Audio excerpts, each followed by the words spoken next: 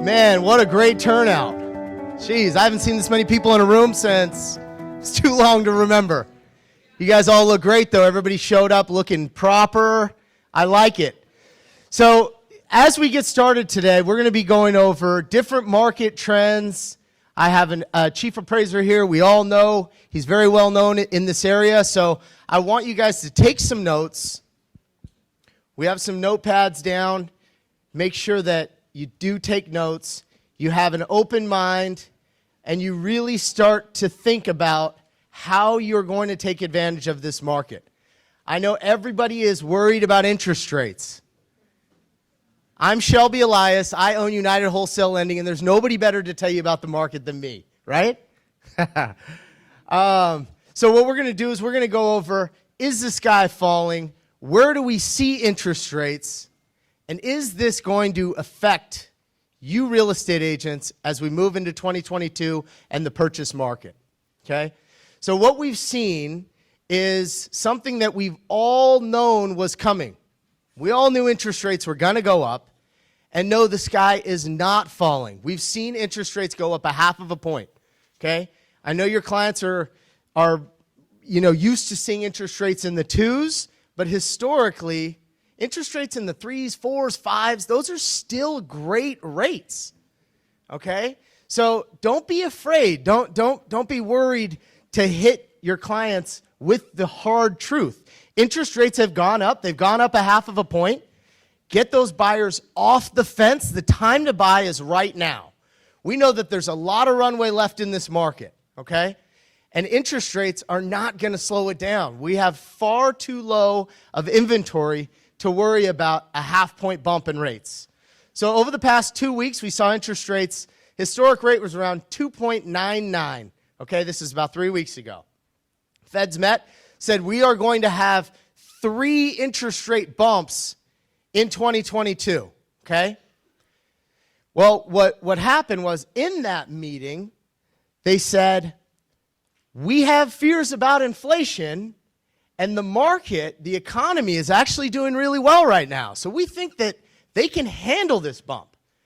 So as always, the market reacts. They overreact a lot of the time. And interest rates went from 2.99 to 3.3 overnight. Okay? Now we're sitting at about a 3.5. What I want to go over with you guys is, what does that do to somebody's payment? So on a $500,000, let's do a $550,000 purchase price with 20% down, okay? At a 2.99, your monthly payment, your principal and interest payment is $1,854, okay? If the rate goes from 2.99 to 3.5, I know everybody in the room's going, oh, yikes. I don't even want to talk to my client about this. They might bail. They're not going to bail. It goes to $1,975. It's only a $125 difference. Okay? It's all about your mindset. If you go into this thinking that it's scary, it's going to be scary, and your clients are going to be scared.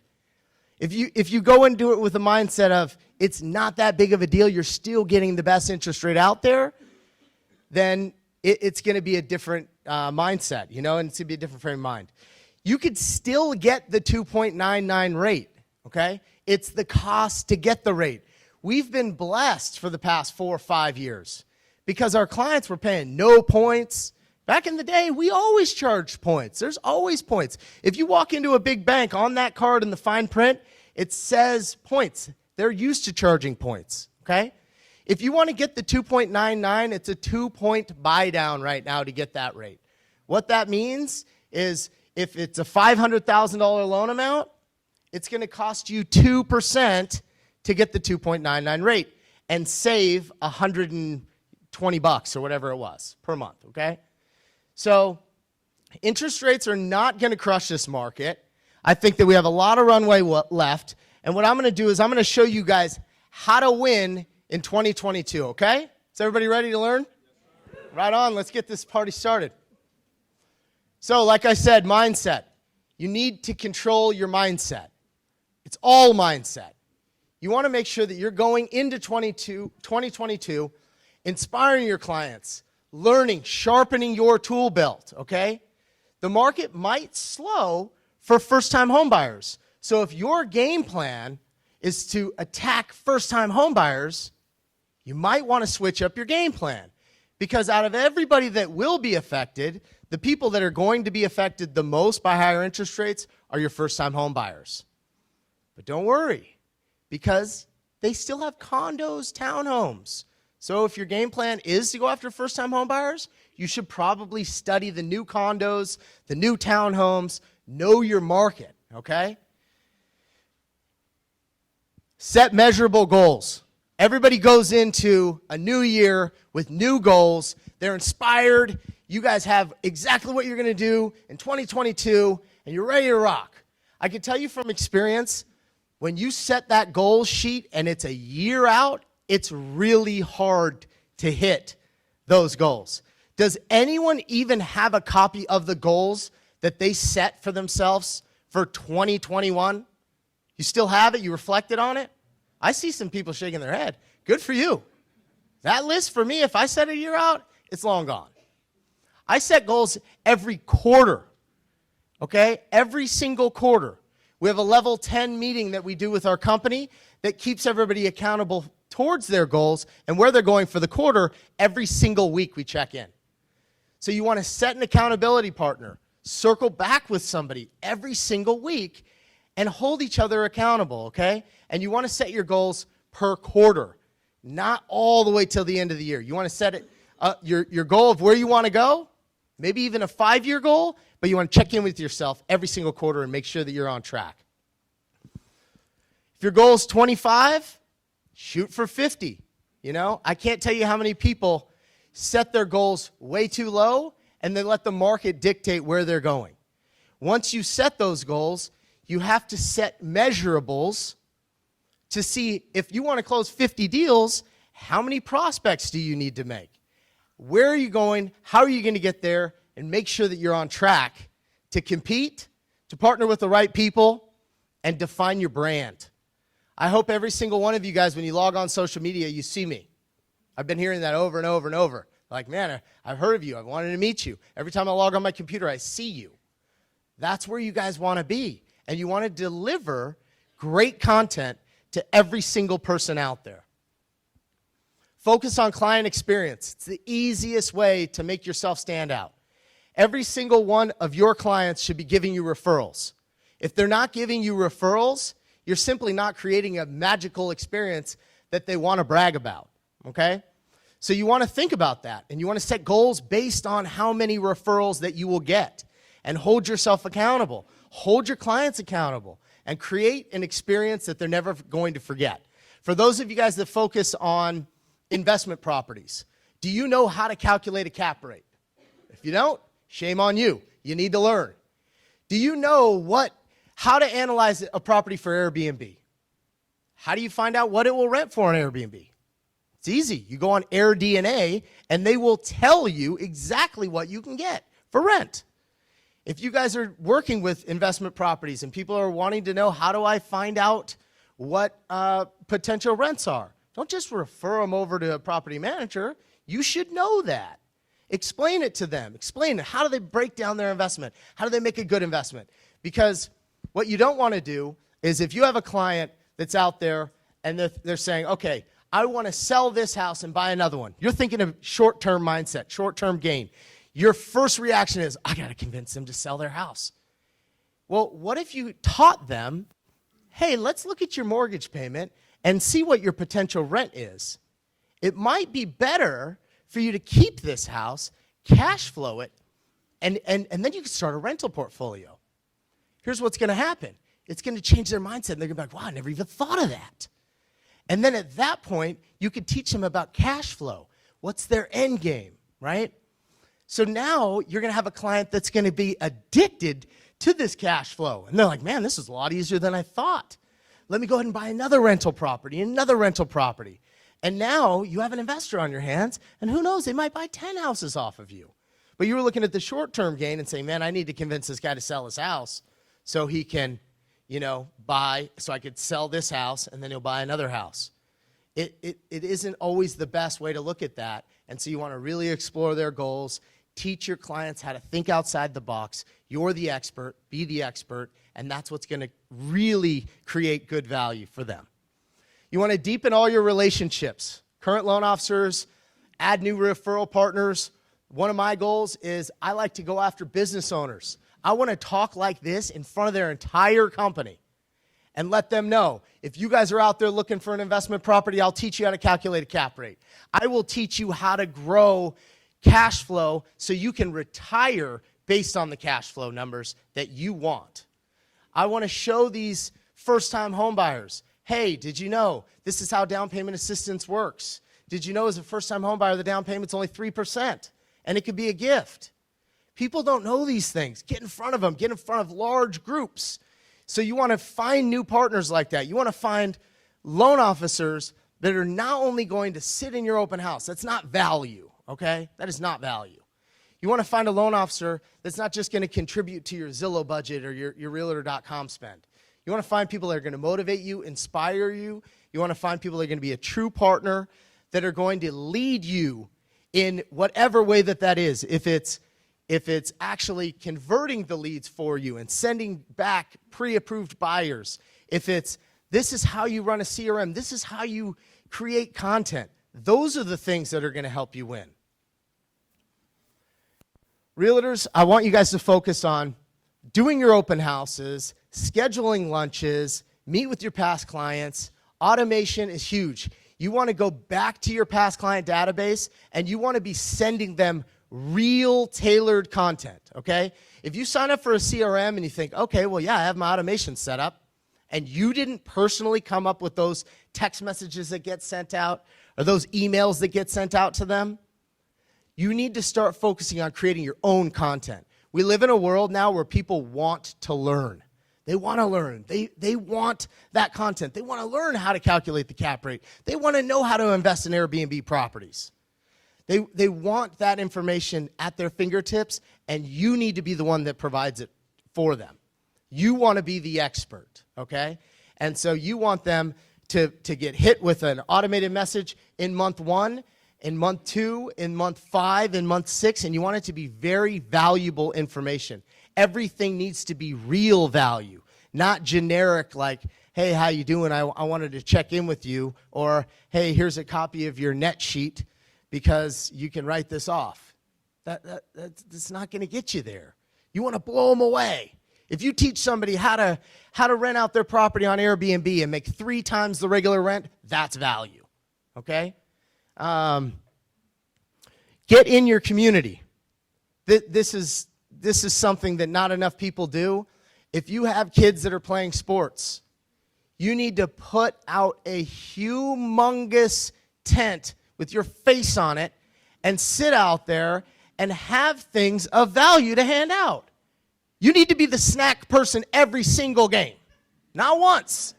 And you don't need to buy fruit snacks. Buy the coolest snacks you ever seen. Like, man, have every single person there be like, who is that? You know, one of the things that we do for Little League, I buy all the baseball bats, the best ones. Every single kid on our team is wearing windbreakers, right? They look good. They got professional helmets. They got professional hats. It's all branded. Every single team mom, every person in that league knows who I am. That's how you want to stand out. You want to attract people. And unfortunately, we live in a very vain world, and they like that stuff. So you want to be the one to be handing it out, you know? Don't be handing out bottle openers. That ain't it. It's not it. Social media presidents. Okay, so again, I see a lot of agents that are posting things like, here's a house. You like it. Click up or down. What one you like better, this kitchen or that one? It's not it. You're missing the mark. I know it feels awkward to talk on camera. Everyone hates the sound of their voice, right? You have to. This is your job. You have to get comfortable on camera. We've been talking about it for like 5 years. Okay? 5 years. That's a long time. You got to get on. Get on. What you want to talk about is, like what I said, Airbnb. Hey, guys, here's how you buy your first property, okay? Just a great example. First property, first-time home buyer, for those of you that have kids that are looking to buy, this is what you want to teach somebody. Did you know that you can buy a multi-unit property on an FHA loan with 3.5% down? Did you know that you can have a cosigner?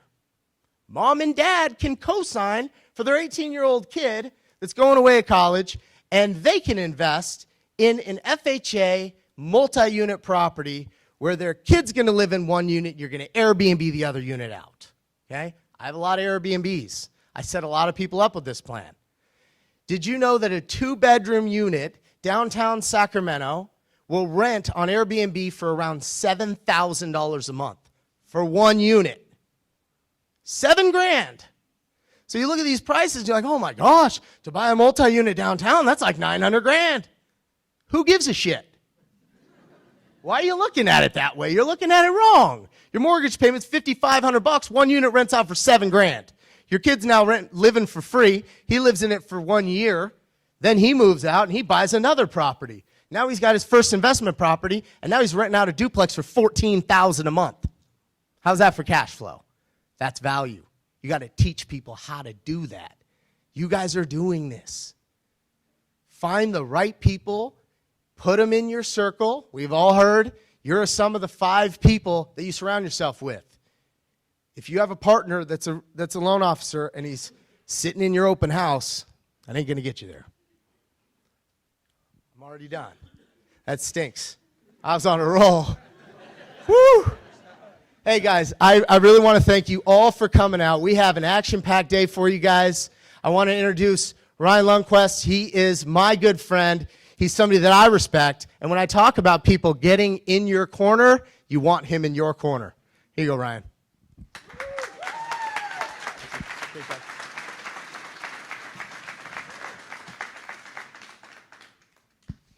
Well, hi, everybody. It's good to see you. It's been a long time since I've been in person, too, so awesome. So let me ask you a question. Who remembers these?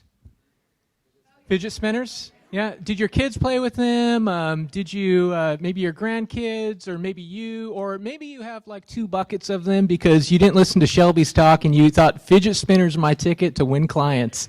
I know a realtor in Sacramento who's got a couple buckets left over. But let's rewind to 2017. At the time, my youngest son was 11 years old, and he was an avid fidget spinner collector, okay, obsessed for about 2 months while it was a craze.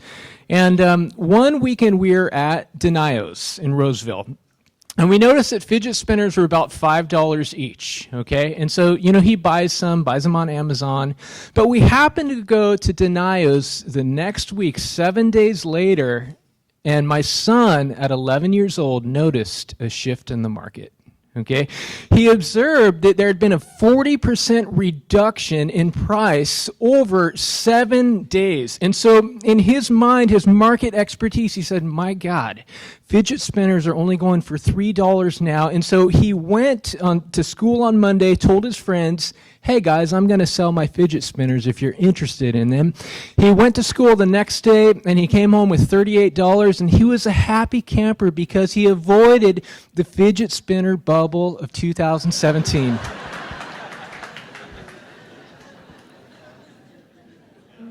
And he's available for real estate consulting, okay? He's like the Doogie Howser. He's a sophomore now. Doogie Howser of real estate. But really, I think on paper, it's really easy to foretell a market, right? I think everyone and their mom's like, here's what the market's going to do. But in actuality, we're really good at understanding the market once it's actually happened, right? There's a lot of prophets right now who are saying that the market's going down, it's going to tank. And guess what? They've been saying that since 2013. And you know what? One day they're going to stand up and say, I told you, see? Because if you say something long enough, right? And so here we are in this market. And by the way, can I get my presentation up? Thank you so much. I appreciate it. Here we are ending the most dynamic market we ever had. I'm going to show you that statistically. And today I want to walk through where the market is at and some things to watch this year. I don't want you to just geek out on stats and graphs. I mean, your brain might hurt by the end of this, but I want you to get some light bulb moments where you go, oh, that's where I can focus my business this year, or here's how I can explain how the market's moving to clients. We always are looking for good language, okay? My last slide will be a bunch of ways to focus business this year, okay?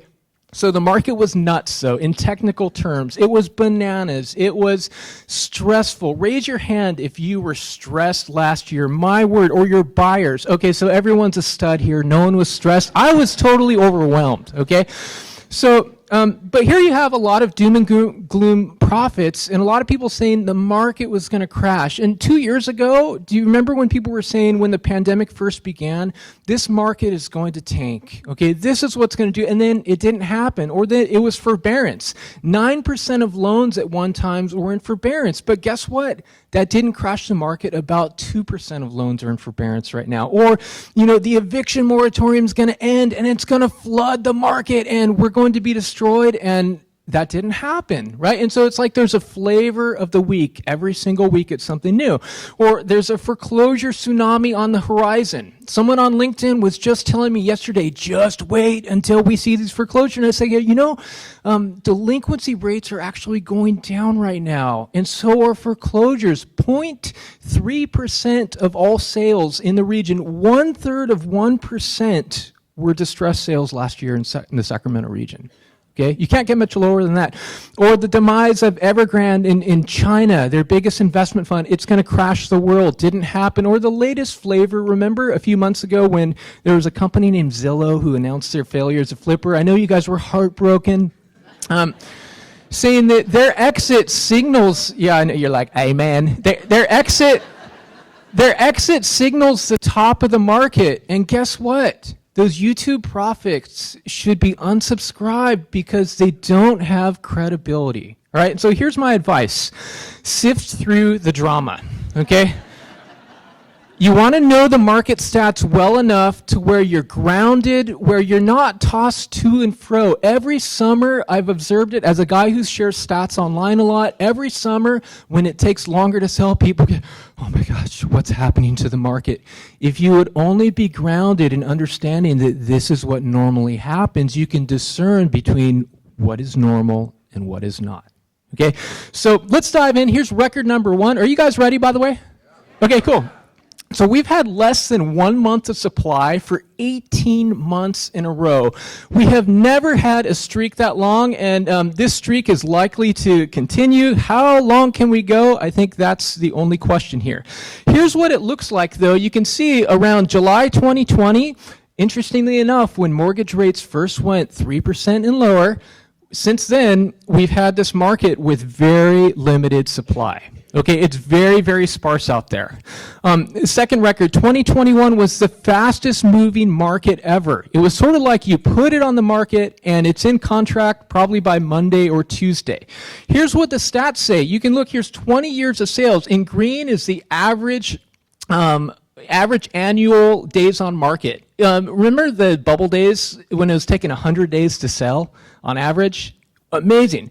So last year on average, 17 days. We've never had a market that fast. And you might go, oh, no way. 17 days, that is not fast. Yes, it is. Historically, when you look at all the numbers, never that fast. Median days on market for the whole entire year, you look at every sale, half the market sold in 7 days or fewer. It's been very, very quick. Okay, and by the way, this looks like Batman, the market. Very like astute realtor observation the other day. I thought that was just profound insight. Here's another record. There were twice as many $1 million sales last year compared to 2020. And so this is a vibrant market. We'll get into that in a little bit, but we've seen profound growth. Okay, so technically 7% of all sales in the region last year were above $1 million. And okay, it's important to note when buyers get freaked out thinking everything's above $1 million, you go, okay guys, technically 93% of sales are not above $1 million. Drop a stat on them.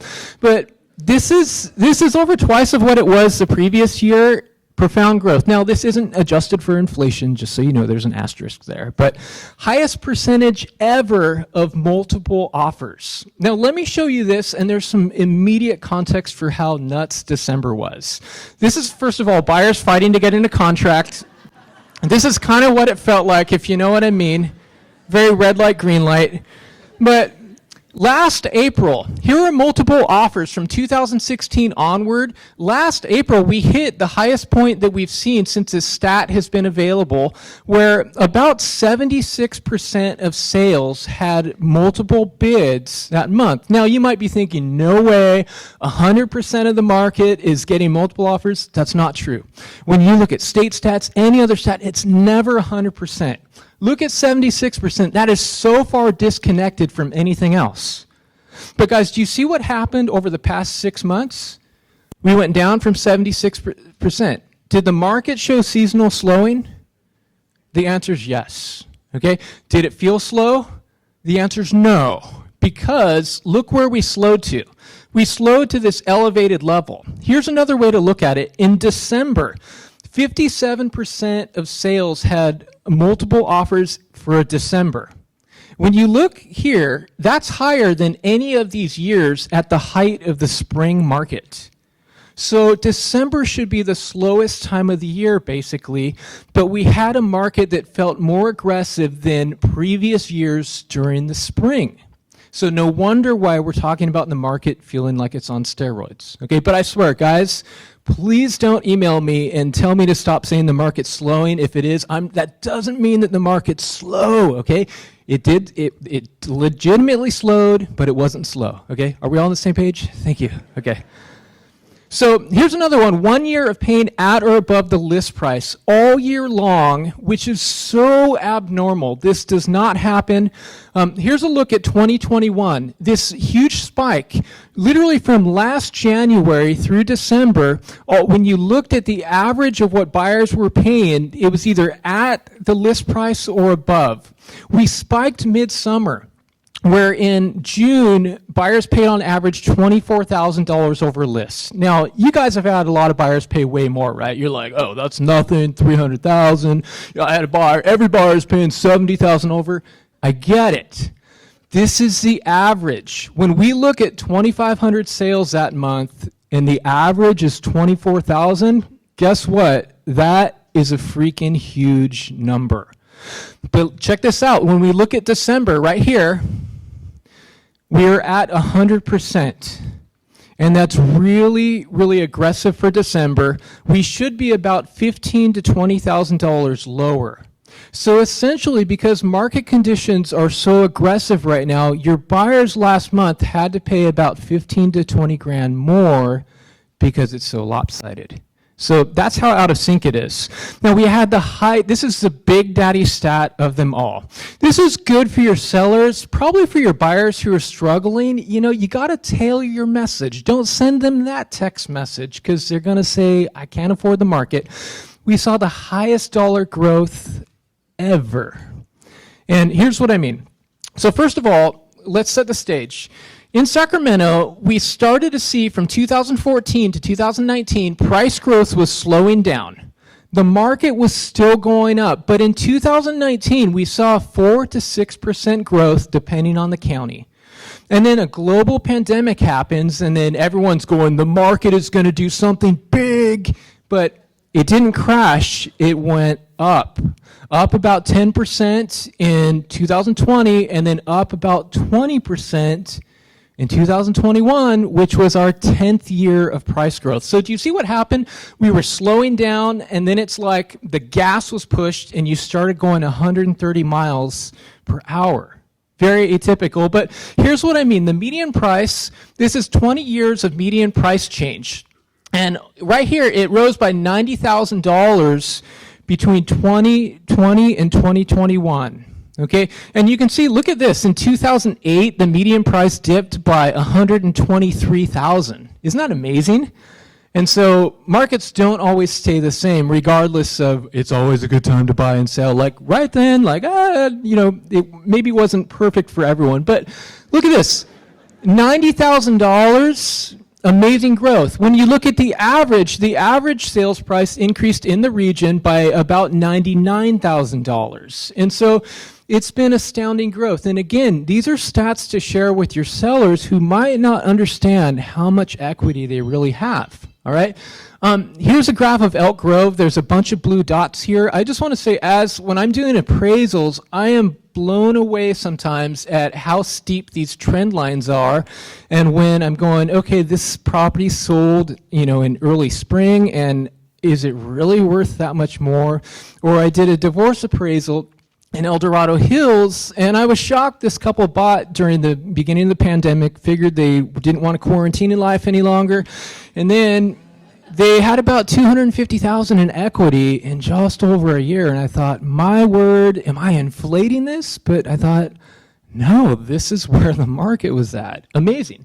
So from a percentage standpoint, it wasn't a record last year. We went up about 20%. We've had like 4 years where we've gone over 20%, but keep in mind, 20% after in the 10th year of price growth is really crazy. You can get 20% increases when prices are really low. That's easy. Okay? When price is 200,000, you go up 40,000, that's a 20% growth. Okay? Anyway, so here's what it feels like to work in real estate right now, if we're being honest. So let's recap the region. In 2021, here's the breakdown of the entire market, and I think there's a powerful takeaway.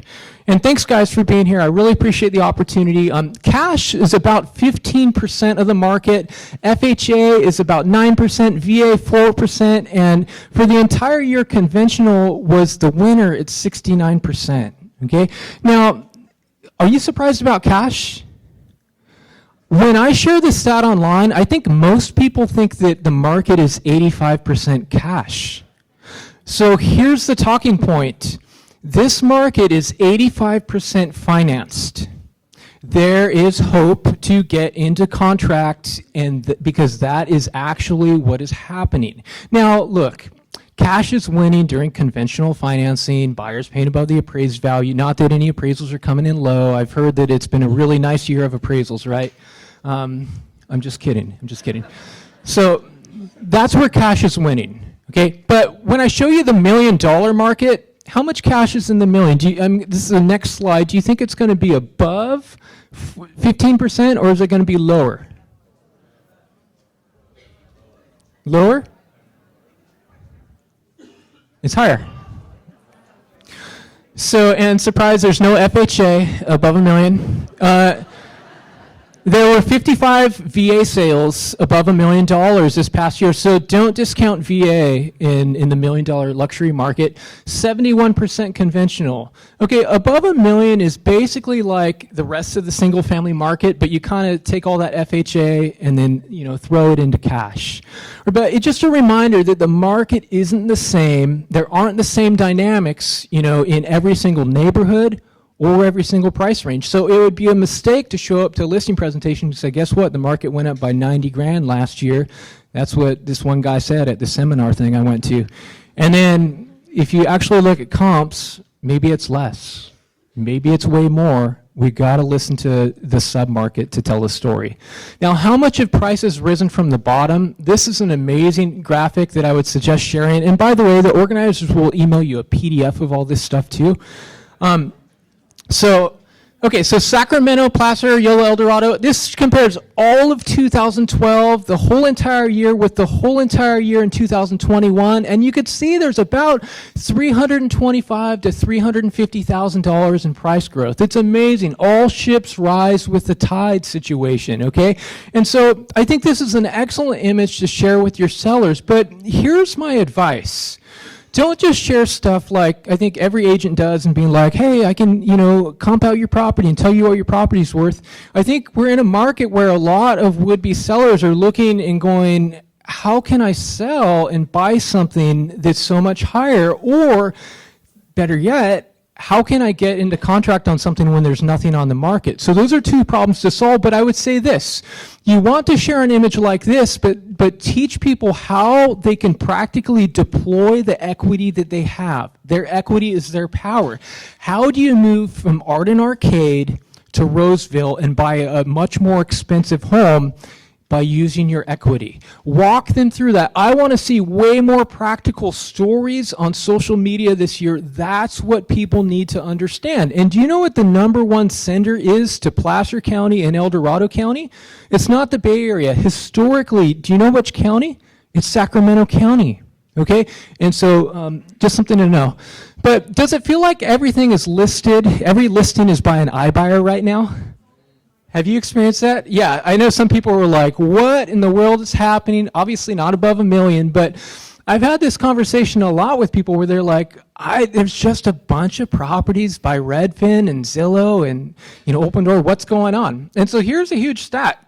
14.6% of all listings in the region right now are iBuyers. That's crazy because about a year ago we were like 1 or 2%. And so what happened? Are they dominating the market so much? I'd say they really increased their share. I'm going to show you what they did, but here's the problem. Everyone else was thinking about Thanksgiving and the holidays, and the market starts to hibernate. Guess who didn't hibernate with the properties they need to flip? And so the rest of the market went dormant, and then these companies are their listings. Now Zillow has 255 properties on the market. That's 7% of the entire market. So pretty wild. But let's really talk for a minute. Have you guys heard about institutional investors focusing on residential real estate? Okay, it's a volatile topic. If you bring up companies like BlackRock on Twitter, it's just gonna be like gnarly, okay? You better be ready for that conversation, right? And so let's look at sort of what's been happening. In our region since last year, Invitation Homes jumped back into the market, okay? And they purchased 159 units since May. Frankly, I think that number is closer to 200 or more. There's reasons why they haven't recorded yet. But it's amazing, after 10 years of price growth, why would an institutional investor jump in the market? Can you really make the numbers work? Because a lot of people would think there's no way you can buy and hold and rent stuff out, but maybe you can because the rent is too damn high. Remember this guy who ran for mayor in New York? Classic. So this is very small, but when you get the PDF, you can see that Yardi Matrix came out with a list last month of the top 50 most competitive rental markets in 2021, and Sacramento made number 5. And there was a ranking, and we had a 23 ranking. And look, I don't know if this is absolutely accurate because I'm not their stats dude, but they are saying that Sacramento, for every listing, that there's 23 applicants. And so maybe that's why every time I log onto Facebook, someone says, hey, I got a client that needs a rental, right? Do you guys see that too? The rental market is really tight. In California, about half the entire market, the population rents. Talk about an untapped market. In real estate, we focus so heavily on buying and selling, but what about investing? There is a serious market there, but institutional funds, make no mistake, they're capitalizing off of rent. Pay attention to this. There's a lot of people during the pandemic who bought second homes, vacation homes. There's a lot of people who have kept their existing homes, and so that sort of diminishes housing supply more, but it just means there's more opportunity for everyone to work in the rental market, okay? 2 to 4 units. Does anyone sell 2 to 4 units?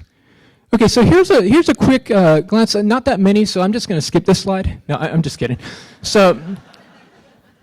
So last year, the median price for 2 to 4 units in the region rose about 17%. And so we saw massive growth. Here's like a picture from 2003. And so it's been very similar to the resale market, okay? Frankly, I think that there's some real deals right now. It's surprising how much duplexes and fourplexes are going for. Around 2012 or 2009 through 2013, there were a lot of fourplexes in particular that sold really low. They sold right on par with other duplexes because they were distressed. And I had this interesting graph where I saw there's been this divergence of fourplexes in this one neighborhood where they're maybe selling closer to real value now. And so I would say look over people's portfolios because there's opportunities, I think, to cash out or just to cash in on rents, okay? Here's some cool stats. Are you guys still with me, or am I putting you to sleep, or you're like, dear God, let's get to the panel? Okay, so here's some stats. I don't think these are published anywhere in the market, so I'm really excited to share stuff like this with you. This is a breakdown of who is buying fourplexes in terms of financing. The top line, 63% of the market is conventional. Okay, this middle line here, you can see cash over the years has been diminished, but cash was 20% of the market. And so it kind of goes along with, I think, what Shelby was saying, where you can see that, look, 80% of the 2 to 4 unit market is financed. Okay, the bottom two lines are FHA and VA. They comprise about 10% of the market last year.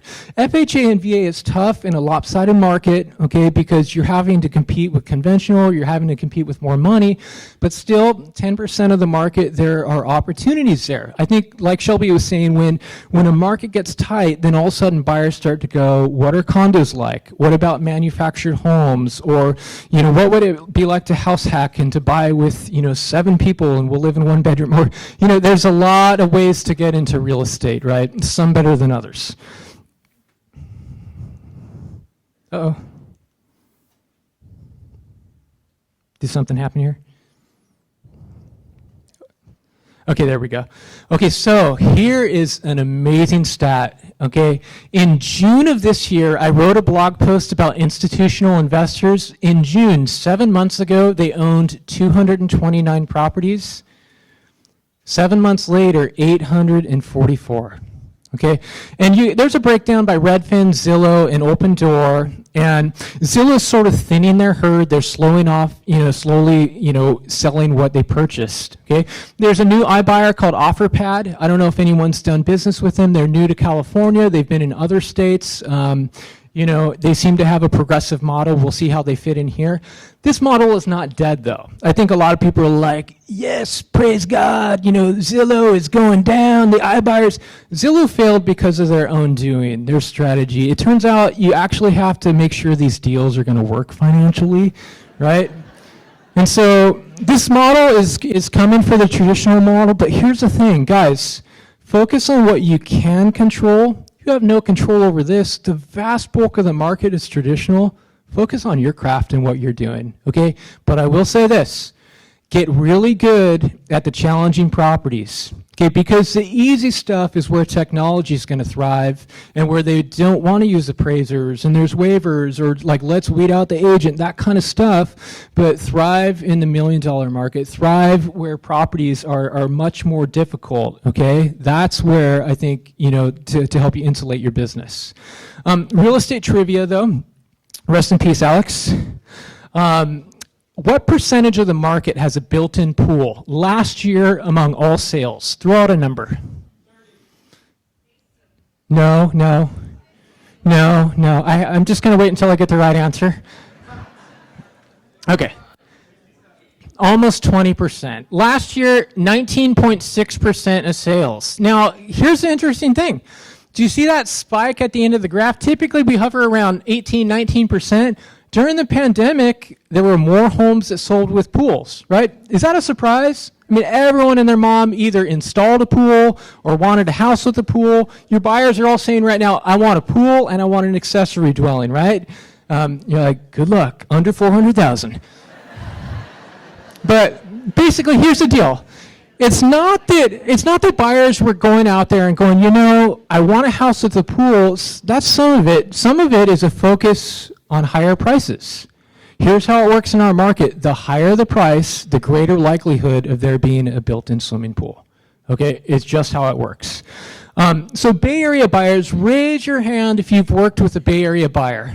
Okay, and I'd love to hear what percentage of your business is Bay Area. Throw out some numbers. And there's no right answer here, by the way, because this is your answer. 35.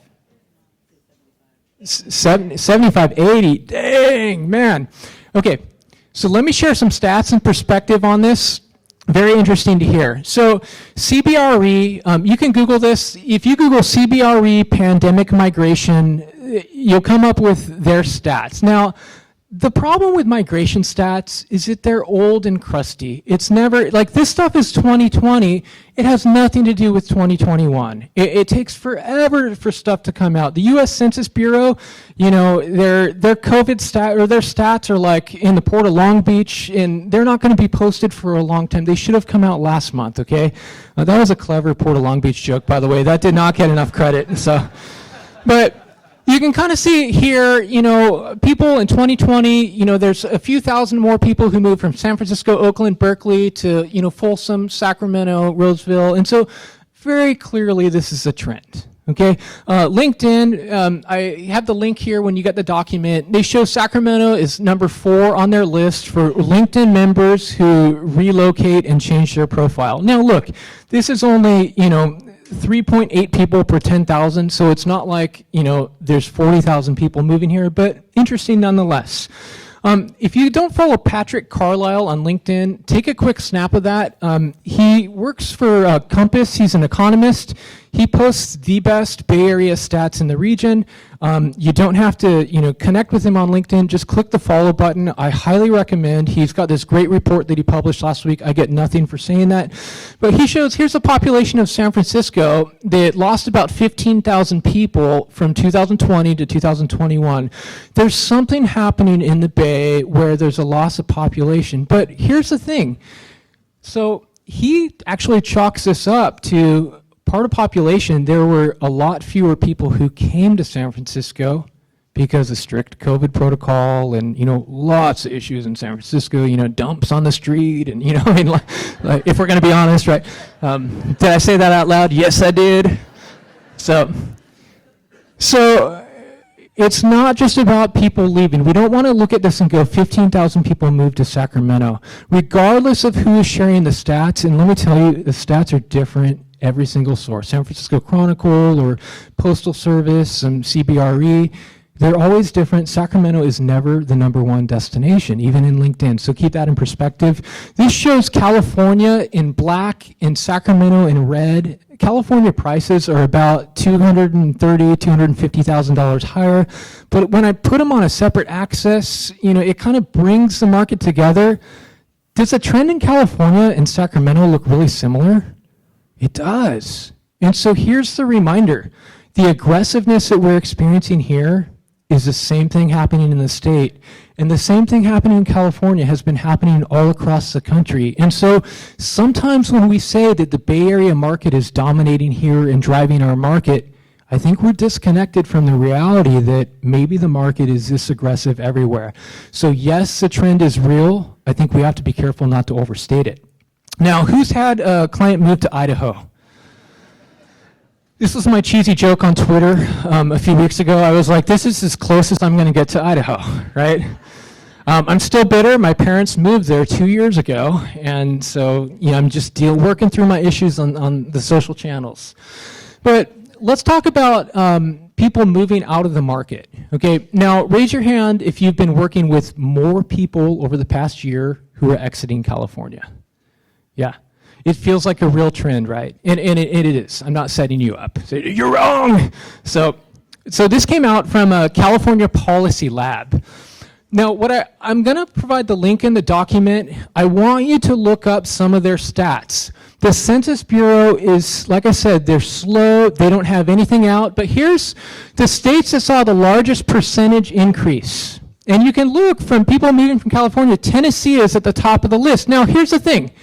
Do you know what state usually gets the most residents? Texas.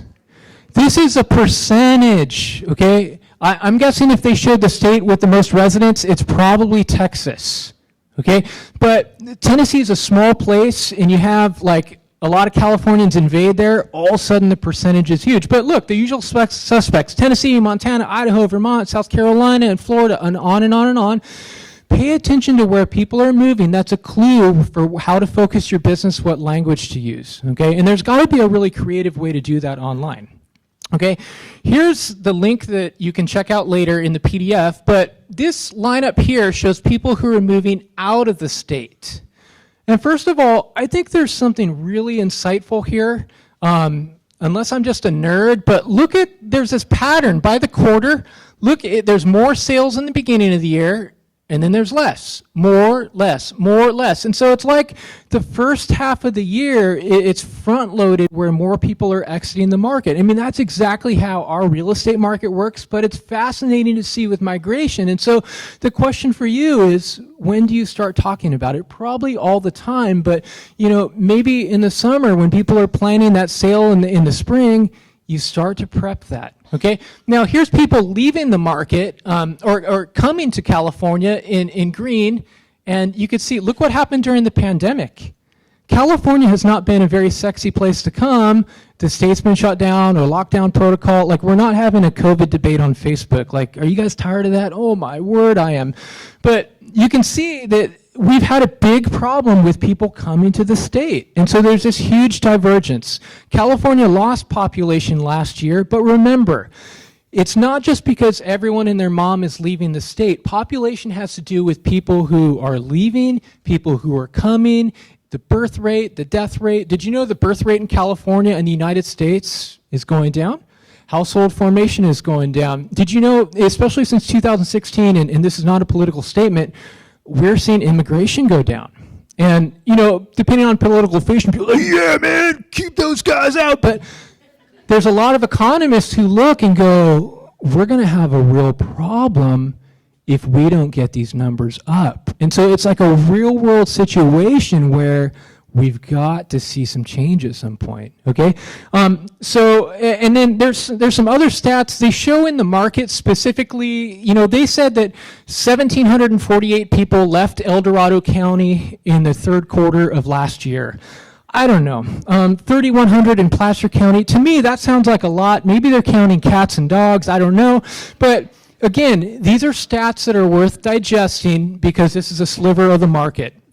Okay. By the way, I wanted to say something. The California Policy Lab is a nonpartisan group, and do you know what their conclusion was? Their conclusion is that this migration out of California is overstated. And so I'm not saying that they're right or wrong, but I think one thing we need to be careful of is saying that everyone and their mom is leaving when that might not be statistically true. And so, again, tap into that business, but it might not be everything. So are you watching the luxury market? Yeah? Did you watch You? Or is that just me? Okay. So last year, basically, I don't want to unpack this too much, but fewer sales at the bottom, more sales at the top. That's how the market went. When I pulled stats in November, 12% of all sales in November were below 400,000. So 88% of the market is above 400,000. That's why it's so tough right now on first-time home buyers. Okay, but here's sort of maybe a prod to where to focus business. And are you guys still with me? I swear we're going to wind down eventually here. We're past the midpoint. We're cresting. Okay, we'll get there. In black right here, these are sales last year by price range. Look at 500 to 750,000. This was the most growth. There were about 12,000 sales. But if you look at anything basically over 500,000, that's where your growth has been. And so you think about your book of business. Who do you need to mingle with? How do you need to position your book of business? You think about shrinking markets. Look at anything under 400,000. Those markets are absolutely shrinking. Now, there's thousands and thousands of homes there. Of course you can be successful, but it's a matter of which markets are growing the most. In the $1 million market, yeah, about 2,000 sales, but that's a very crowded pond also. Okay. Here's an interesting thing, though. This might sound a little nerdy, but I think it's really, really important. If you could just give me some focus here, and I try not to put you to sleep with this, but there was a spike during the beginning of during 2020. And here's the home size, the median home size, and the average home size. Now, over the past 20 years, homes have been increasing in size. We have wanted bigger homes. Okay, now builders nationally, they're kind of building a little smaller in some cases, but when you look at our housing stock here, we've gotten bigger.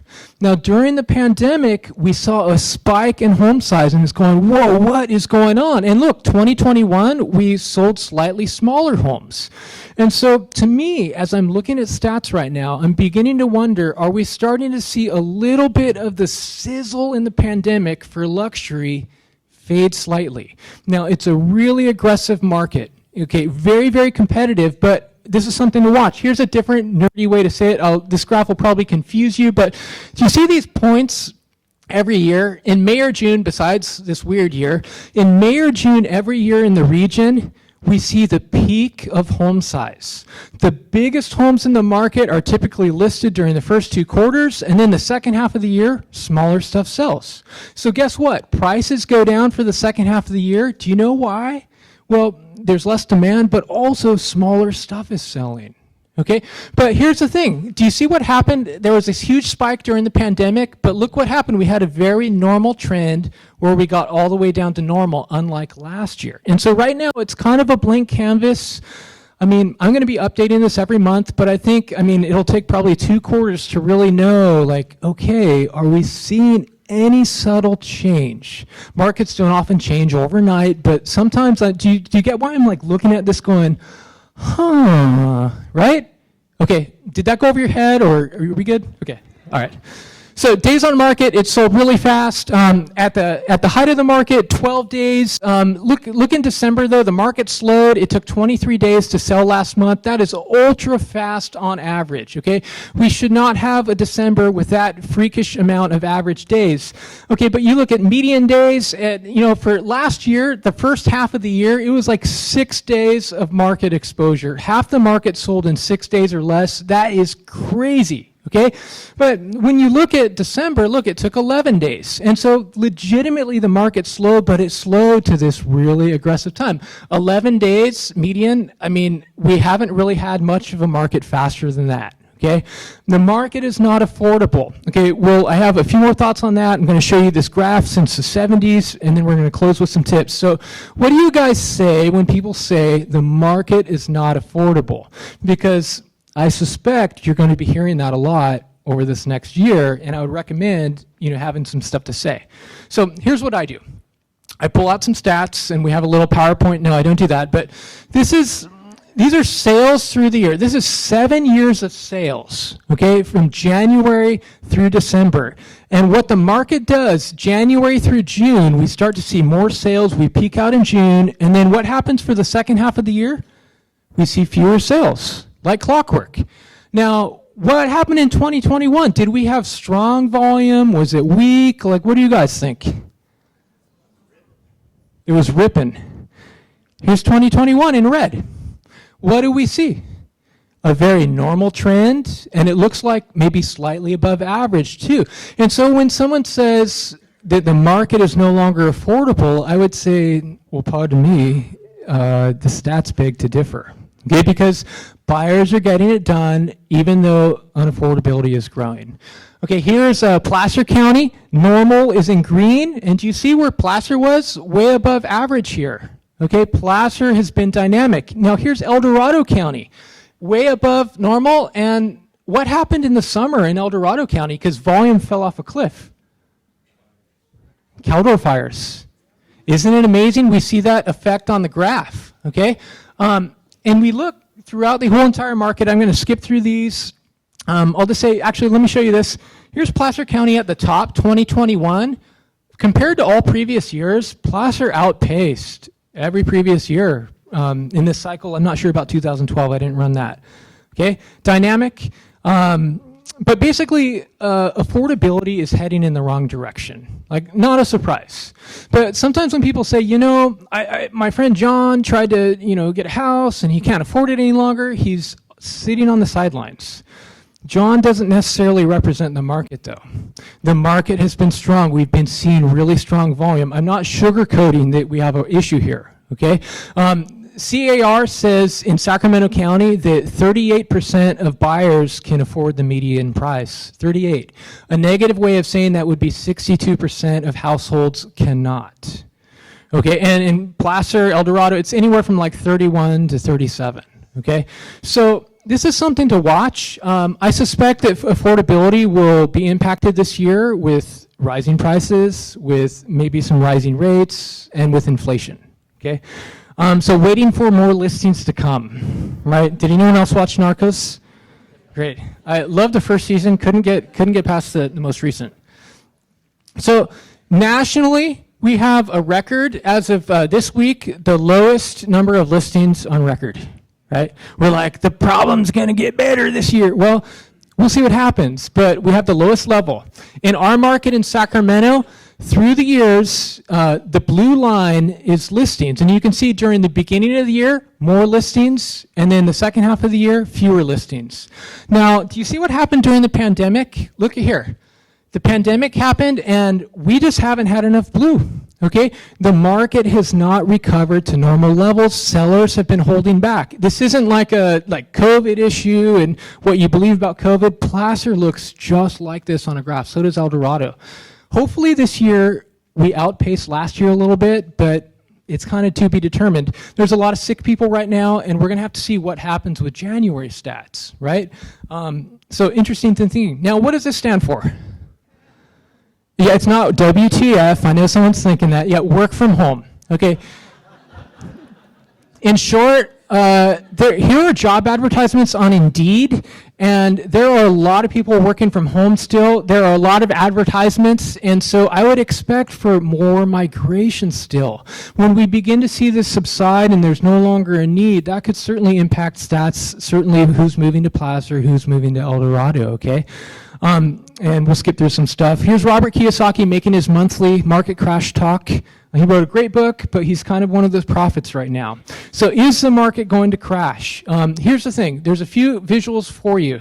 And by the way, I don't know the answer to that question, but I'll say this.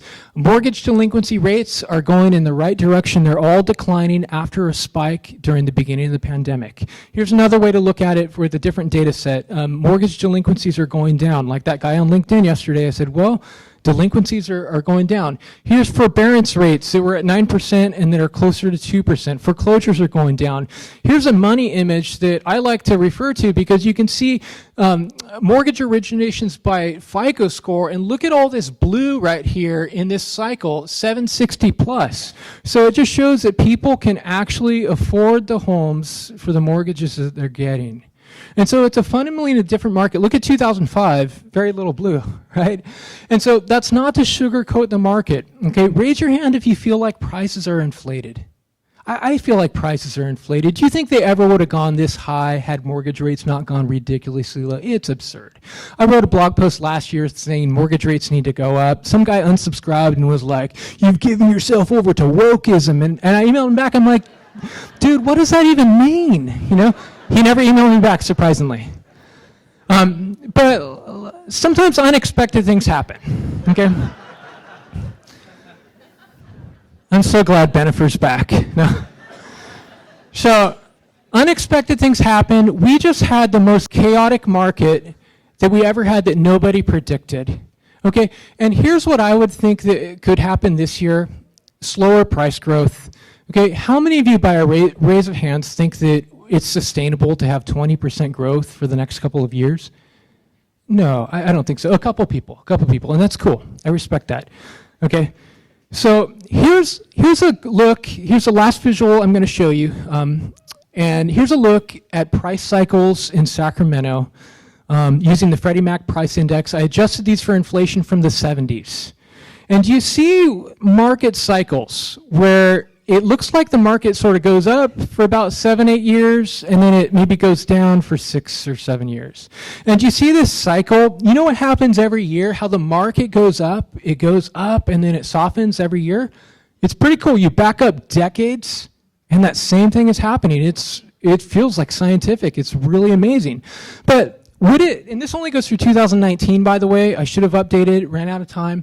But I think here's the problem. A lot of people look, and prices are really like way up here right now, at the very top, okay? And people look at the previous, peak in 2005, and they think, okay, we're about ready to totally collapse because that's what happened last time. But here's my talking point that I've been saying for years that I think is true. What happened last time isn't the new template for every future market correction. Let me say that again. Internalize that. Make it a part of your vocabulary. What happened last time isn't the new template or formula for every future market change. Case in point, in the 1990s, prices dipped by about 10 to 15% in Sacramento County. By 2002, we were back to those levels. People would be like, the market's going to crash because we're back, man. But then prices went up for another 3 years. What happened last time isn't going to be the new formula. Okay, it would be like if I look at my kids. I have an 18-year-old and a 15-year-old, and if I looked at my 15-year-old and said, well, here's what the 18-year-old did, so that must be what you're going to do. Kids are different, and so are markets. Okay, was that weird, or was that a good analogy? I think it was a good one. What happens with mortgage rates is a big deal. I like what Redfin says in their economic analysis. A lot of people think that rates are going to be 3.6, 3.7. Who knows who's right? I mean, we'll see. Shelby's probably right? But yeah, someone's like, that's right. But here's the deal. What happens with mortgage rates can slow down the market. I like what Redfin is saying, their chief economists, that it can take out some of the sizzle in the market. But 3.6 rates aren't enough to stop this big locomotive train. And so I don't think it's enough to turn around the market into a buyer's dynamic. We should feel a difference. So buckle up for 2022. Is it okay if I spend a few minutes? Okay, here's some quick ideas for to focus business. This is my favorite slide. I promise I'll be quick. We're going to go through some stuff, but find the players in the market. I would say, who has incentive to buy, sell, invest, or rent right now? That is a question to ask. Put it on a Post-it on your desktop and ask yourself it continually. I'd say focus your narrative on lifestyle buyers. Okay, we're in our 11th year of price growth, and you know what has worked really well? To say that the market is hot and it's going up, it's a good time to buy. But do you know what doesn't work when a market changes? When we say the market's going, oh shoot, I can't say that anymore. And so what I recommend, focus on the people who have incentive to buy and sell regardless of what prices are doing. Focus on the lifestyle, get rid of the positive only stuff, because that could work. If the market goes up for another few years, great, that'll work. But begin preparing yourself so that you're ready, okay? Be ready for lots of headlines about a lack of affordability. I would say expect for some clients to back off the market in certain price ranges, and be careful about sharing such sensational news that your audience think that they can't participate in the market. And so you go to Facebook and you're like, oh my gosh, the highest prices ever, the fastest market ever, and then people feel stressed. You have to help people know how to participate. Okay, help explain how prospective clients can deploy their equity. Okay, I would major in that this year. Help people make real estate decisions. Pay attention to crypto. I know that sounds weird. There's different studies saying that people are starting to use some of their crypto holdings and to deploy that into actual down payments. Okay, and so you think about young people buying homes. Well, guess Dogecoin went to the moon. It didn't really, but maybe it'll go to a down payment. Okay, watch 2 to 4 unit properties that are cash cows. Be ready for 1031 exchanges. Ask yourself, who is moving money into the market? Who's moving money out of the market? Who's moving money from Sacramento to a different state where maybe the dollars can work better? Or better yet, who are the Elon Musks in Sacramento who are moving to Tejas? Watch baby boomers who retire early and want to move. Okay, there's been a lot of early retirement during the pandemic. It's not just baristas sitting at home, okay?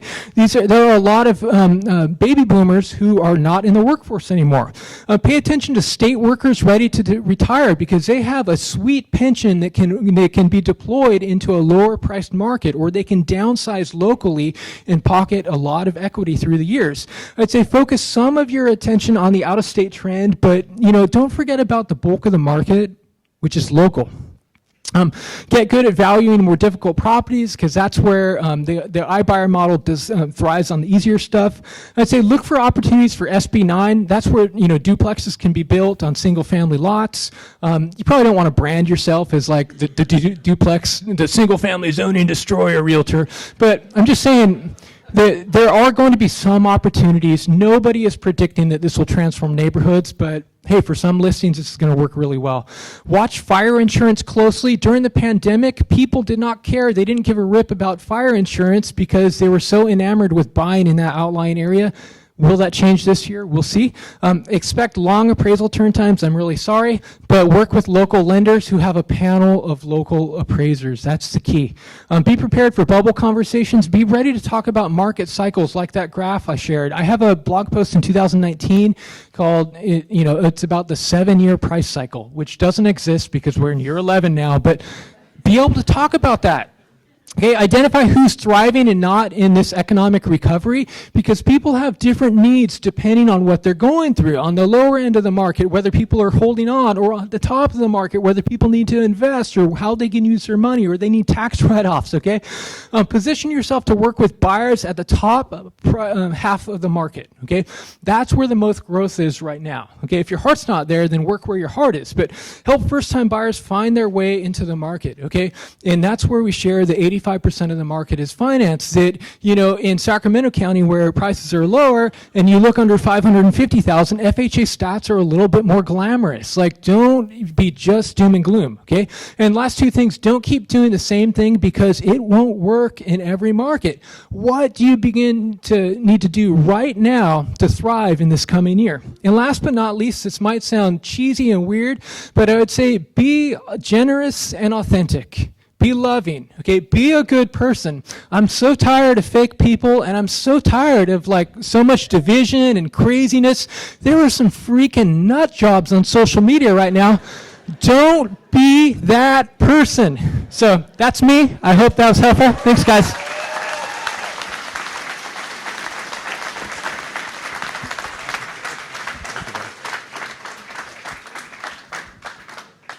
Holy cow, how good was that?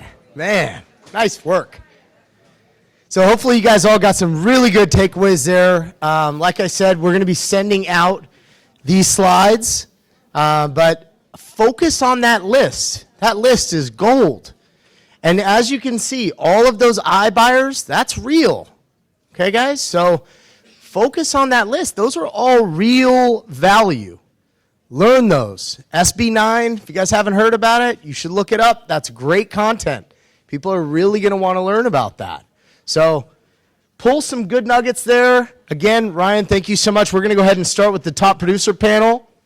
And hopefully we have some time to answer some questions at the end, because these are the movers and shakers in our industry. We have some great talent here. So we want to share it with you guys. Go ahead and come on up.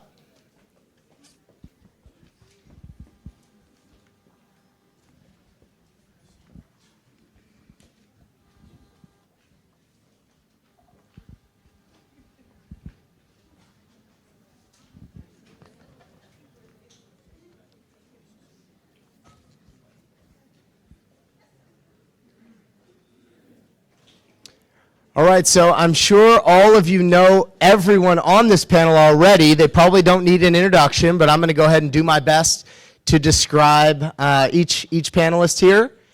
Again, take some notes. These are the guys that are doing it in your local market, so I know that they're going to provide a ton of value. Nick Siddick with Sotheby's. He did $83 million last year. Focuses primarily on luxury homes.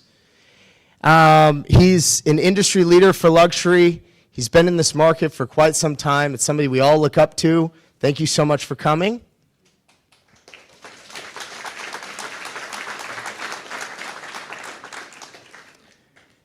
Gail Demarco with EXP.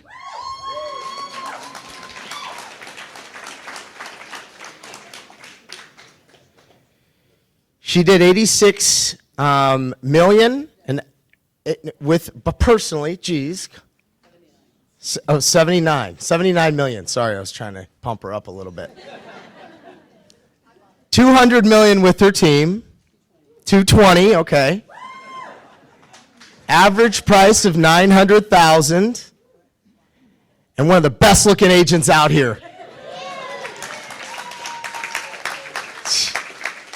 How did I do? Madison Fairchild. 76 million? Shit, I wrote this down wrong. Sorry. 38 million. 46 homes sold. Runs a great business, focuses on customer service. Awesome.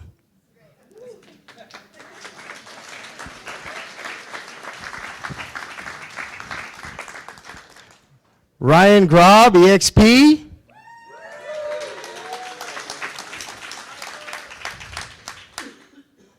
Newer agent, average price, $1 million sales price, $36 million last year. Absolute stud.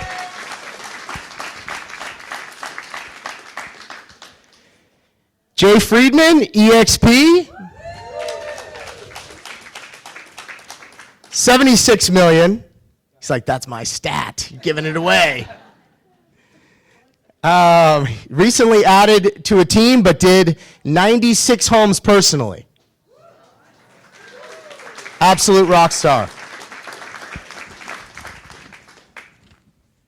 So how we're going to do this is I'm going to focus on like individuals for a minute, give them a chance to really get into the nuts and bolts. You know, we don't want generic answers. We want to go in and find out exactly what they're doing, provide real value and takeaways for each one of you guys that you can take, grow your business, and really, help. So I'll save some time at the end. You can ask some questions that might pertain specifically to your business, but we're going to try to move this along because I know you guys want to get out of here to sell some homes. So, Nick, I know that this is a huge question. You probably get it asked on every single panel, but how did you break into the luxury market? And for somebody that's interested in going into luxury, how would you recommend them to break into that market? I think it's going to be easier for an agent who already has a good book of business that is doing the fundamentals and wants to transition into a higher price market. So it's not for an agent that isn't in the business, it's somebody who's already doing good business and just wants to kind of focus on a certain neighborhood, certain price point. There's many things they could do where they could start focusing or becoming the expert for a certain subdivision, certain neighborhood. And a lot of networking has a lot to do with it. So you need to network with people who own expensive homes, people who go to country clubs, people who want to buy a luxury home. And then slowly you can start kind of advertising yourself that you're in that particular market. Try and get a listing, $1 million and above, and try and market, obviously the listing, but market yourself to that listing so you can attract more potential sellers or buyers. So don't fake it till you make it. One of the things that I could say, you mentioned to join country clubs, right? It's very important that you mingle with the people that are actually buying those homes. So what Ryan also mentioned, he said the same thing. He said, if you know where you're going, you have to develop, how are you going to meet those people where they're at? And I think, a really good way to do that, like you said, is did you find custom home builders in certain areas, right? Like if you look for a custom home development, maybe 10, 15 properties, you get to know who the developer is, help him market, even if you're not the listing agent, maybe you can win those over. Definitely. I mean, it's hard work. I mean, you have to kind of get to know your market. You have to get to know the builders. You have to get to know the trend of what's happening. I would reach out. I mean, it's easy to research and see who's doing the multi-million-dollar deals. Reach out and just ask them, do you have any pocket listings coming on the market? Because you might potentially maybe overhear a buyer that is looking for something. It's nice for them to know that you're entrenched in the market, that you know what might be coming on the market that's not currently in the MLS, but constantly have a game plan to every day reach out to the agents that work that market, ask them what's coming down the pipeline, what do you have, what are you working on? So they get to know that they'll call you and say, hey, we have this and we have that coming on the market. So the more inventory you know, the more value that you can give to your clients. Got it. And what is some real value that you can give to that developer? Are you saying, well, I can list this for you in the luxury home magazine? Is that value, or what value do you give to them other than just, kind of knowing, what they build. What is something you kind of pitch to them as far as value? A lot of sellers right now in the upper end, they're looking for you to bring them a wider audience. They want you to have a bigger marketing campaign. You definitely need to touch on a Bay Area buyer. You definitely need to touch on your brand and what you're able to bring to them, because obviously a lot of sellers want to be dealing with out-of-town buyers. They're able to afford the numbers that we have right now, and they're easier to work with. So I think you always want to bring your A game when you go on a listing presentation, when you're conversing with potential sellers, is you want to show them what you're able to bring to them, because there's a lot of agents out there that honestly do a great job, but you just want to maybe be a step above that and just show them with the value that you're able to bring to sellers. Whether it's you have a full marketing department, you're able to show them what you could bring to the table so they list with you. And what is the biggest challenge that you face? Everybody really glorifies luxury, but I know that some of those clients aren't the easiest to work with. What are some struggles that you have with working with high net worth individuals? You definitely have to have a psychology degree along with a real estate license, but it's all about the relationships, honestly. I mean, you definitely want to show them that you know what you're talking about. You do want to give them credible advice, and each person is kind of different. I usually when I go on a listing appointment, I think it's like, you're going to a movie. It's going to be either a horror movie or a happy ending movie or just a comedy movie, but it's a relationship that you're going to have with that particular seller for the next maybe 30, 60 days. But I end up becoming friends with a lot of my sellers, and they actually bring me more business down the line. But it's all about the service you provide them, and they see that you're doing a good job. And if sometimes a listing stays longer on the market, you need to be transparent with them and be always communicating with them and show them what's happening with your marketing efforts. Because obviously if you're not getting that price, it's not you, it's the market. So I always tell them it's either price or patience. So they either want to lower the price or they just need to be patient. But if you're constantly giving them updates, I usually give them weekly updates of what we're doing, where we're going with the marketing, what new marketing campaign we're doing, then they realize it's not you, it's the market, or maybe they're priced too high. What percentage of your business is coming from your past clients? I would say a whole bunch. Honestly, I haven't calculated it, but a lot of it is either past clients or somebody that has seen you market other listings. So it's all about marketing. A lot of people ask me, do you buy lead generations?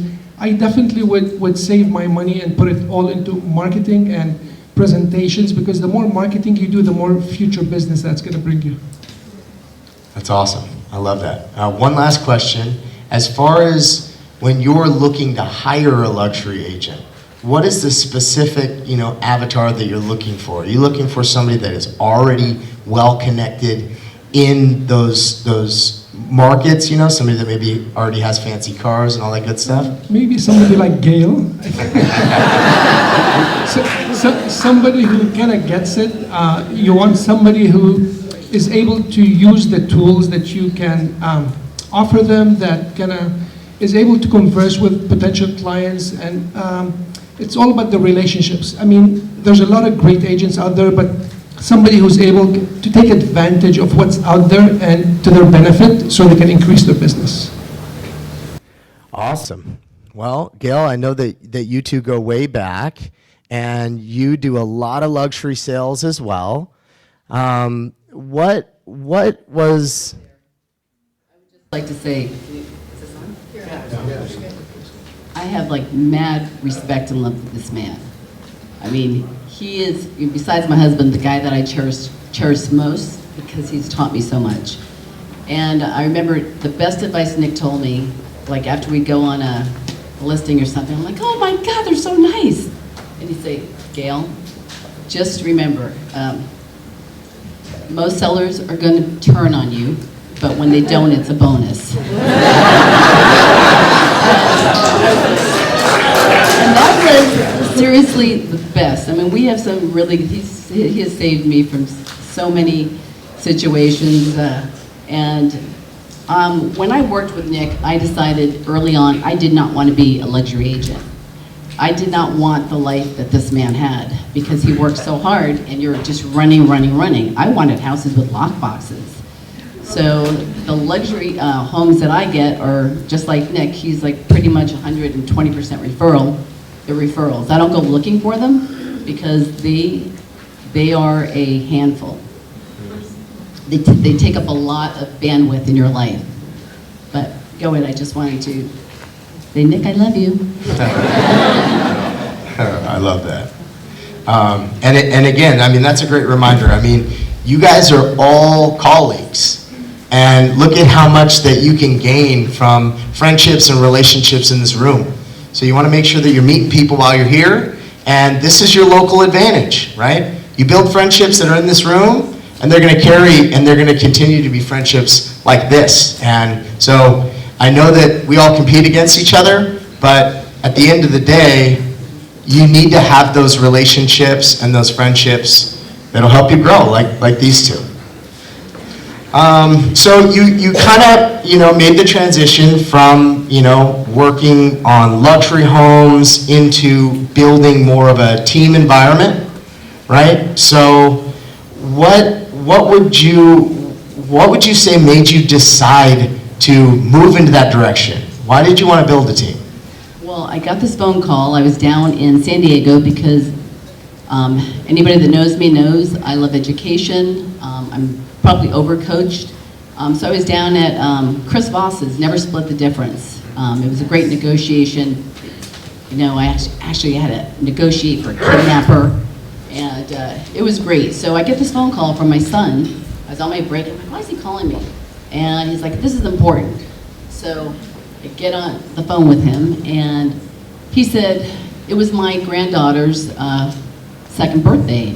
He said, are you coming next week? And I said, no, I'm here, and this is so great, and I can't, but what should I get her? And he goes, you don't get it, do you? He goes, growing up, it was okay growing up without a mom on weekends. He goes, you were never ever home, because I was a wedding photographer for 25 years. And so, of course, if you're any good, you're booked a year ahead in advance. And so and Nick will tell you, he used to call me at 8 o'clock at night. He goes, are you still there? And I go, yeah. He goes, go home. I am all in, so I go 12 hours a day. But I was working in my business, not on my business. So when my son said that, he said, it was okay not growing up with you, but it's not okay for your grandkids. And I was like, oh, shit. It just it kicked me, and then I got really defensive, and I got my feelings hurt, and then my husband goes, don't you realize you have not been present in our lives for a long time? He goes, everybody's more important than us. And that really hit me hard. It just shook me. And I'm the oldest one on this panel, and I'm excited to say that. So for me, I'm going to be 65 years old this year. And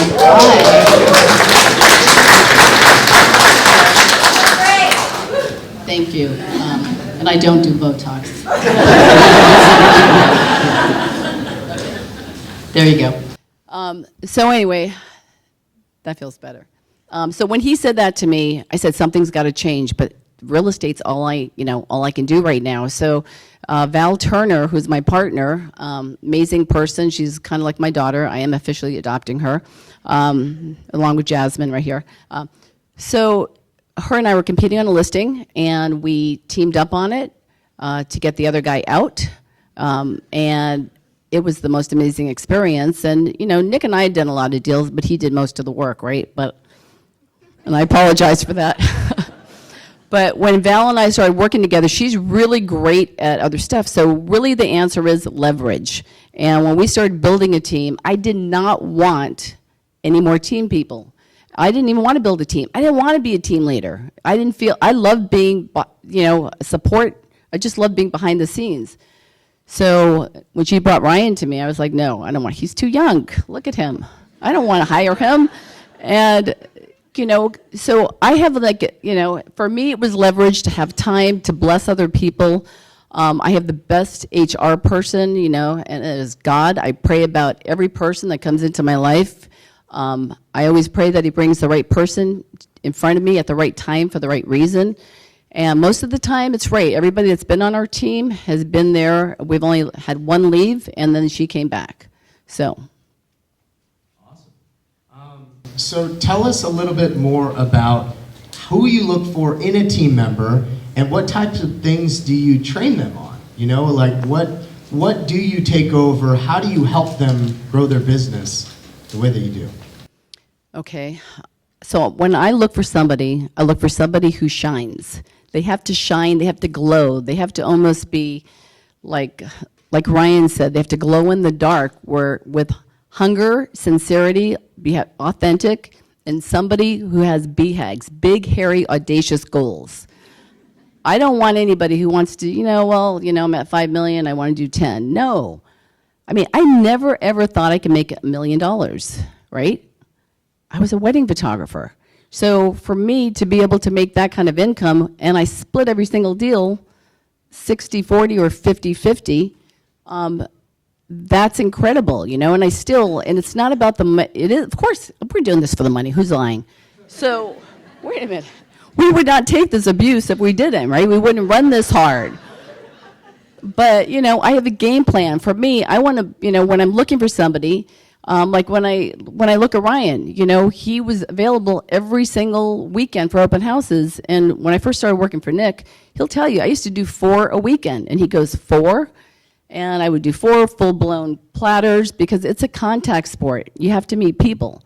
And we have wasted collectively, Shelby and I, Nick and I, Val and I, lots of money on leads that we chase them on weekends, and they really just want you to open the door, right? So for me, I look for somebody who really, really wants to, be part of a culture, because this is all a culture, because if you could just show up, most people don't even go to an office. If you don't go to an office, we have incredible team meetings. I love that. We feel inspired. I get inspired by all the people around me. I learn something at every meeting. And so for me, I just want somebody who's going to be consistent, because they'll say, well, how are you doing so well? I said, well, you know what? I'm willing to do the little things consistent that other people won't even do occasionally. So that's the only reason. I'm not lucky. I just work my butt off. And that's what I'm looking for. But now I've really realized not everybody wants what I want. So like Gabe, he's an amazing example. Coach Gabe. He actually coached my son in wrestling and, at the gym.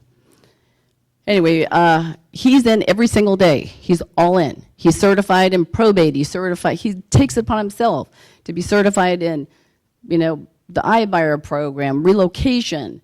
And the agents that just come in 2 times, 3 times a week, and they look at me like, hey, anything I can help you with? No, get out of my way. I'm already running. Get out of my way, right?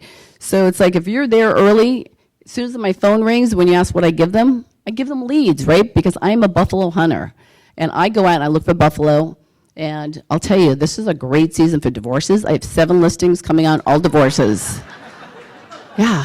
So, and it's weird, but one of them I just talked out of it and trying to get them back together. But I will, and we have so many people that just like that picture of the guy sitting on the couch waiting for listings. We don't wait for listings. We want to create the inventory.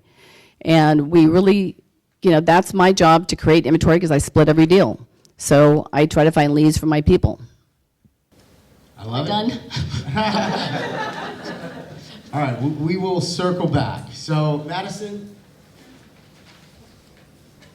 tell us about how you built your business in such a competitive, market. I know that you have a unique approach. You're extremely motivated, and you're just really building this momentum. Explain to us how you do that, what inspires you, and what your goals are. All right, guys. Well, how much time do we have for that question? It is a competitive market, yes. And these two, I kind of call them the king and queen of luxury over here. They are people that we look up to as well. But yeah, our team is streamlined, lightweight. We hustle. I just turned 30 this year, and I am the oldest one. Chris has got a few days on me on our team. And so, like I said, we're all young. We're hustlers, and it's all about grit. And I have my mom to thank me for that. She taught me grit very early, and it's something that you have to hold on to, you have to chase, and you can't forget it. I wake up every day and I ask myself, am I going to be the victim or am I going to be the victor today? And I can confidently say I'm going to be the victor. You have to believe in yourself, and it's all about mindset. And people talk about mindset. I love that, Shelby, you got up here and that was the first thing you started talking about today. And it's so true. You have to be the one that's willing to get up early, put the work in. There's no shortcut to success. It's not like I did something extra special or I got lucky or anything like that. Yeah, I did enter the market. I had a pretty darn good time, guys. I will admit to that. But it is, it's a grind. Everybody sees the mountain of success at the top and all the cool things and the finer things of life, so to speak, but they don't see the mountain behind the scenes that all of us climb and that all of us will continue to climb and that we're not afraid of that mountain. So I would say that's the most condensed version I can give you for today. You're speaking to my soul. I would say everything you want is right on the other side of what you don't want to do. It's going to suck. It's going to suck. You want it to suck, because if it doesn't suck, It's not worth doing. Where you want to go. Yeah. You're not on the right path unless it sucks. So I love that. I love that you said that. Now, dive in a little bit more because you are newer. So what are some takeaways that they could have on like your biggest marketing successes? Where do you find the majority of your clients? How do you get them? Define winning marketing the way that you do it. Yeah, so marketing for us, we've actually been talking about marketing for the last like 8 weeks on hyperspeed.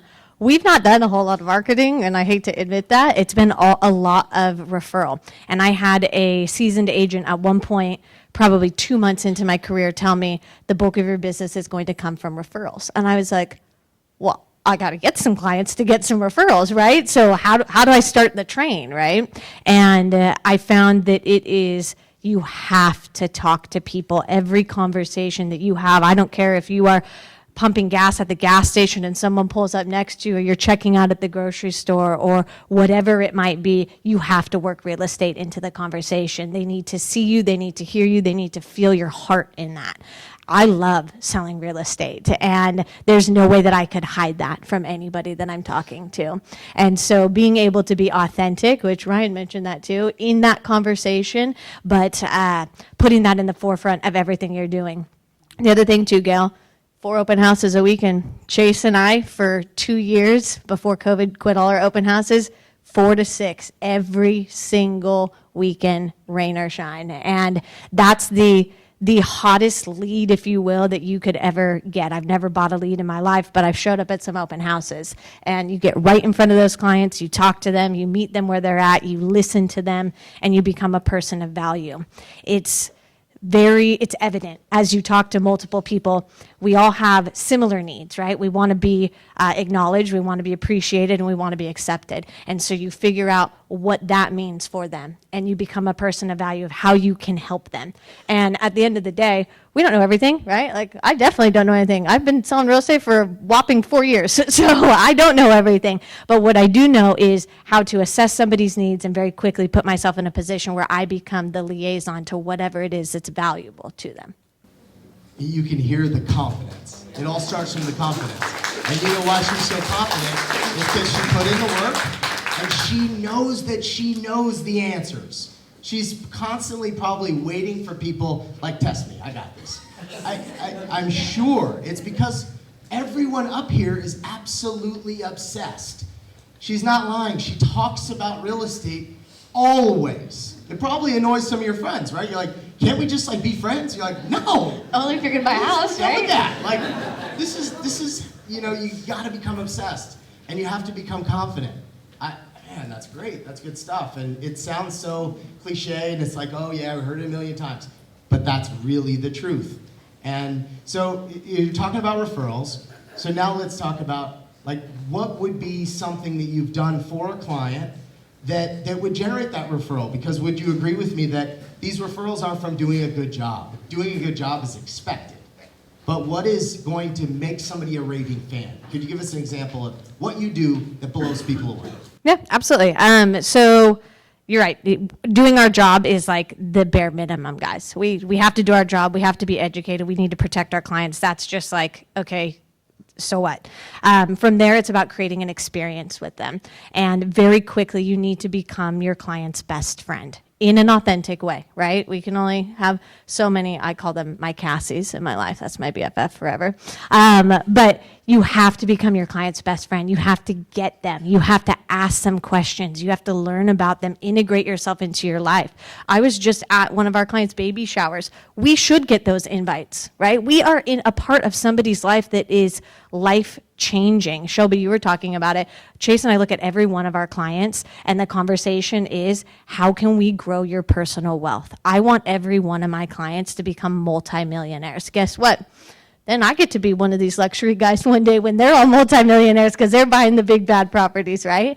But you are going to single-handedly change these people's life. And how you get yourself into that position is educating yourself, right? Sitting down with the Shelbys and the Peters and all of your title officers, everybody that is your vendor around you, that's your partner in every transaction.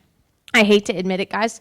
We're kind of important in a real estate transaction, obviously, but like, if the money doesn't show up, no one cares what we did. So the lenders are more important than we are, right? So learn their craft. I cannot tell you how many people have called me where I'm representing the seller, and the lender calls me that represents the buyer and says the deal's dead. And I'm like, what do you mean this deal's dead? No, it's not dying. It's not dying today. Let's pull up your computer. Let's talk about it. And we go through, what is their DTI? I'm asking them, did you try buying the rate down? Did you try moving it this? Can we pay off this? And it's things that the loan officer hasn't even done. That's not my job. I don't have a license to do that. But all of a sudden, I can ask them some questions because I've taken the time to educate myself on their product, their process, and what they do, right? The more education that we have, the more confident we're going to be in every conversation with our clients, right? In every conversation with the other agent.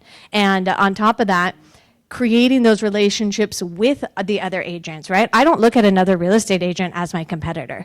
I want to be their friend too, right? Because when I call them and I'm the buyer and they've got the listing, I want them to trust that when I'm telling them about my client is real. I want them to trust that I'm going to get this across the finish line, that I'm going to manage my client's expectations around a request for repair or whatever it might be. So truly meet every person in this room, because guys, we all want to be friends. We want to know the name on the other side of that phone, because that's how we build confidence in each other, and that's how we all accomplish what we're here to do, which is transact houses for our clients. Be their friends. That's it. I think that that's so powerful, because I'm sure that on the very first conversation, you're listening and you're like, okay, where's the common denominator? Where do you know somebody that I know? Do you have kids? Do you have this? Do you have that? Like, how am I going to be your friend, right? And, you have to do it in an authentic way, obviously. You're looking, but you probably market to people that you could see potentially being friends with. And then when something goes awry in your transaction, they're not mad at you, because they're already so connected to you. They don't want to hurt your feelings either. They're like, I know it's not your fault. And so it's going to just create a better experience for everybody, and just connecting on that deep level. We do something called a magic maker that everybody is on our team. And what that is, I just sent one out. You'll see it posted on my Instagram. It was for one of my past clients. I do a radio show, and the reason why I do that radio show is because he was my past client. And he has COVID. He's like, hey, I'm sorry I can't make it to your event. And he's like, I got sick. Perfect. I said, hey, send him out a magic maker. So we sent him chicken noodle soup. He likes whiskey, so we put a little bit of whiskey in there. But just, a nice little care package to send out. And that is it, And it's like, his deal actually was a tough deal. We had to rescore a bunch of crap. And he still became a raving fan, let me on his radio show, which I think that's great advice. Thank you for sharing that. Ryan. All right, buddy. So you joined Gail's team, right?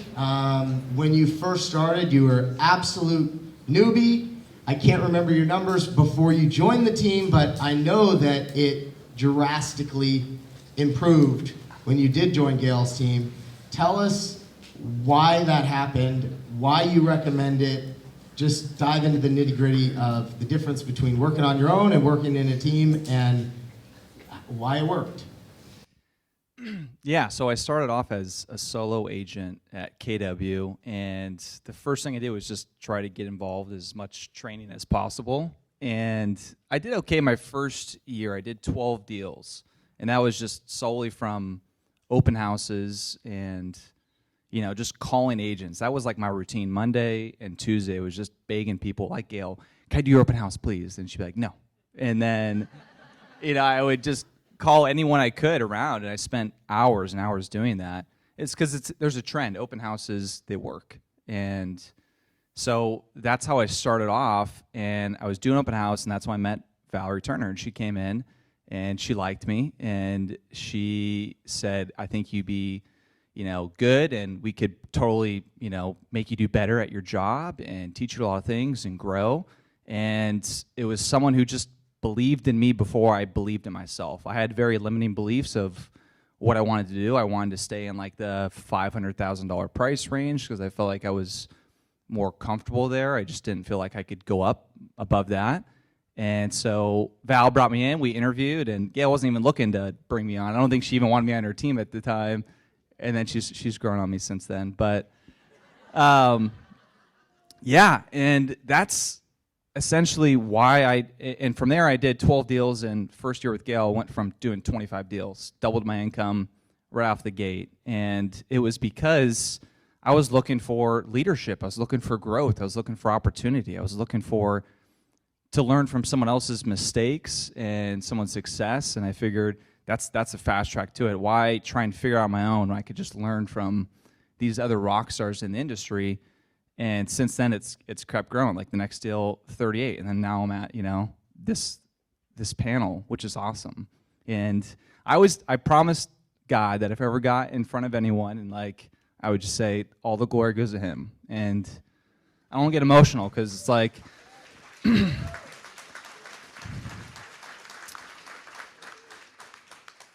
it's just really cool to be here, and I just want to say, like, that's my main takeaway too, is just like my faith.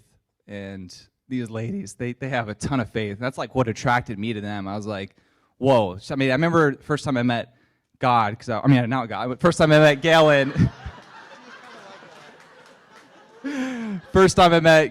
Val, I didn't really know who was in charge. I was like, so who's the team leader? And Gail was like, God's our team leader. And I was like, ooh, love that. Like that's awesome. I could totally partner with people like that.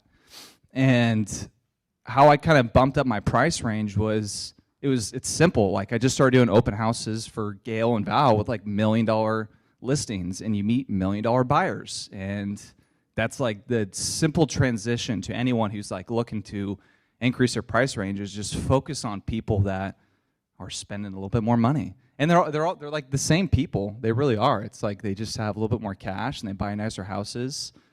And yeah. Yeah, that's so the listings came in. I did one listing before I even came on. It was like a $300,000 listing.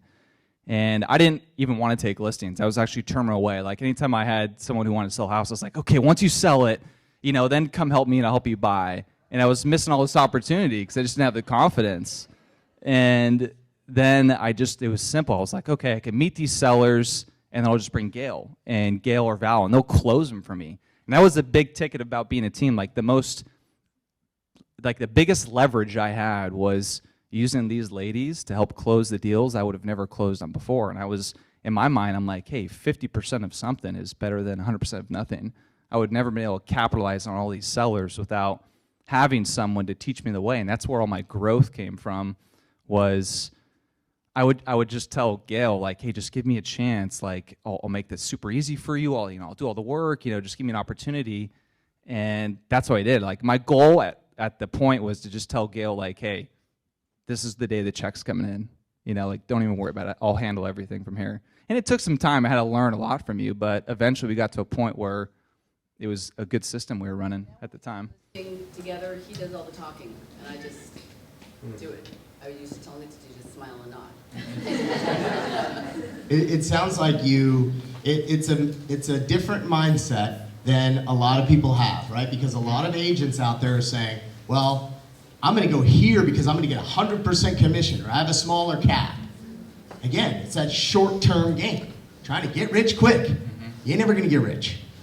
You have to shortcut success. Another thing that I know is that every single one of these guys wakes up in the morning with a plan. They don't just roll through their day, right?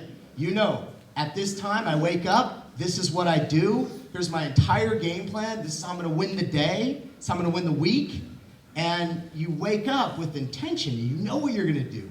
Even if it's something as simple as open houses. I know that you probably had a plan and you knew exactly how many open houses that you were gonna do, you had somebody on your team, you gotta surround yourself with those people that are gonna drive you to be successful. He took a lower split and doubled his income. And still made $500,000. That's awesome. Yeah, open houses work. There's no doubt about them. I mean, door knocking, cold calling, you're going into their space, their time, disrupting whatever it is. Open houses, they're coming to you, and it's like now you're in my world. This is my house for the next 3 hours, and and the goal is to try and get their information, and hopefully you can provide value, get their contact information, and then once you have them as buyers, like a key success for me too is like the relationships from other agents. That's like the other beauty of the team too, is that I might have a buyer, I put an offer on a house, and it's another awesome agent that I don't know, but maybe someone on my team does, and I use them. I'm like, hey, help edify me and tell them like I'm gonna get the job done. And I always call every agent and I just tell them like, hey, I'm gonna be the easiest, buyer's agent you've ever worked with. Like, I'm gonna make this the smoothest escrow. I'm gonna be super easy going. Like, I'm in your corner. This is gonna be a breeze. And I tell them that. And it's amazing how many times that works. It's like people want to work with easygoing people because they want an easy transaction too. And I've realized that as a listing agent, you want to work with someone who's going to get to the finish line and close the deal, who's not going to jerk you around, who's not going to try and act like this huge hero and trying to like get you on $15,000 in request for repairs. You're like, geez, like it's, like you want to work with someone who's going to be, easygoing and make it a win-win for both sides. And that's the goal. And after every close, like I always call the other person on the other side and I just say, thank you so much for choosing me. This is how I, provide food for my family. This is how I make a living, and I'm just so grateful that you worked with me. And it's like that kind of gratitude that it goes a long way, and people remember that. Great. One more thing, because I know that this is going to connect with a lot of people, is can you walk us through, like, when you take on an open house, right? Do you just show up and wing it? Or do you actually research the neighborhood that you're in so you understand and you become an expert in that area? So when somebody walks in the door, you're not like, they're like, oh, what school district is he? Like, oh, Placer Unified? I don't know. Tell us about how you handle an open house. Like what is the right way to do it to really be effective? And also, when you write an offer, share with us a little bit more of how does that conversation go? It sounds like you do a great job on the outside. What do you ask the agent? How does that work? Yeah, so at the beginning, I didn't know a lot about the houses, and then I remember this one time a buyer came through, and he's like, how old's a water heater? How old's a roof? I'm like, I don't know. And he's like, well, what's the school district? I was like, I don't know. And he's like, you don't really know much, do you? And I was like, oof, that didn't feel good, And I was like, I don't want that to ever happen again, because I was embarrassed. I was like, you don't even want to work with me. I'm clueless. And so then every open house after that, like I would study it. Like I was just like, come at me. I know everything. I know the age of everything in that house. I know all the materials. I know when it was last sold. I know what the comps are in the area, like you're talking about. Sometimes I'll print out comps and show them of like, hey, there's 7 houses that are active in Folsom right now, and this is what to choose from. This is the average price per square foot. This is what they're going for. And it's like, you just sound more like an expert, and you could justify the price. So that's kind of how I prepare, is just like knowing the open house as well as I can, so that this way they feel confident in me versus just saying like, I don't know. And when I write offers, there's multiple strategies, and like the big ticket is the seller's agent or the listing agent they're going to tell you everything they want to know. So like I call them and say, hey, what do you want? Like what's like a perfect offer you're looking for? Tell me how to write it. I take notes and I do exactly that. It's like, you want no contingencies, you want a 30-day rent back, you know, you want to split escrow 50-50, no home warranty, like whatever it is, like, because the last thing I want them to do is counter me, because we know if you get a counter offer, it can like delay things and then someone can sneak in and then be a better offer. So I try to get them in as quick as possible and be the best offer from the gate. I just ask the listing agent everything, to the T, because I'll write the offer while I'm on the phone with them. Like, all right, you want this, you want this, you want this? Perfect, done. And then hopefully the buyer's willing to agree to most of that. I'm like, no contingencies, everything. They're like, whoa, I don't know if I feel comfortable with that. I'm like, all right, how about, we release the appraisal? Okay, fine. And then, yeah, that's kind of how, like, is knowing the market, you just get better at it. The more open houses you do, buyers will just ask you so many questions. Eventually, you know what they want to know. And so you start getting better at your craft. So, yeah. Right on. That was great. Thanks, brother. Jay, so we all know that you sold 98 homes by yourself last year. That's a massive number. But where I think that everybody could find the most value is, how did you do that? Where did you find these leads? Like, are you buying Zillow leads? Like, do you just know everyone on the planet? Okay. All right. Well, first of all, you gotta like what you do. I mean, I love real estate. I love helping my clients. I love getting to know the other realtors. But the reality is, I didn't do it all alone. I mean, I have an assistant who's in the office who helps me with my transactions. I've got a marketing partner who helps me with exposure for the listings. I've got team members that can help me if I get somebody who needs to go see a property that they could jump in and help. I've got carpet guys, I've got painters, I've got drywall guys, I've got roofers, I've got window guys. Like, dude, we're selling houses. And what is involved with houses is pieces. And you need to have your pieces of the puzzle in line, and you got to be working with tradesmen that have our back, that we know that we could depend on. Gail, Val, and I, we joined forces this year. Some of you may not know that, but people are like, why did you join forces with Gail and Val? You're already a badass. Well, because now I'm going to be even more of a badass because I'm aligned with even more professionals, so we can help each other grow. And the thing is when we as a person can work with a team of people, we're better than individual. And not enough people realize that. I mean, I started in real estate in January of 2005. And guess what I did the first weekend? I didn't go to Nordstrom's and buy new clothes because my broker said, I've never seen you in a suit. Why would you want to wear a suit? I'm a realtor now. No, be authentic, be you. If you're you, people are going to like you for who you are. Don't act like somebody you're not. Okay, so what's the first thing I did? I sat in an open house. That's what we do. Just like Ryan was saying, when our buyers are looking for houses, what do? They go to an open house. Hopefully they'll like us. Because the key is, if we're knowledgeable and we're likable, they're going to like us and they're going to work with us. We don't want to be the knucklehead that's just standing there in the corner watching them walk through the house.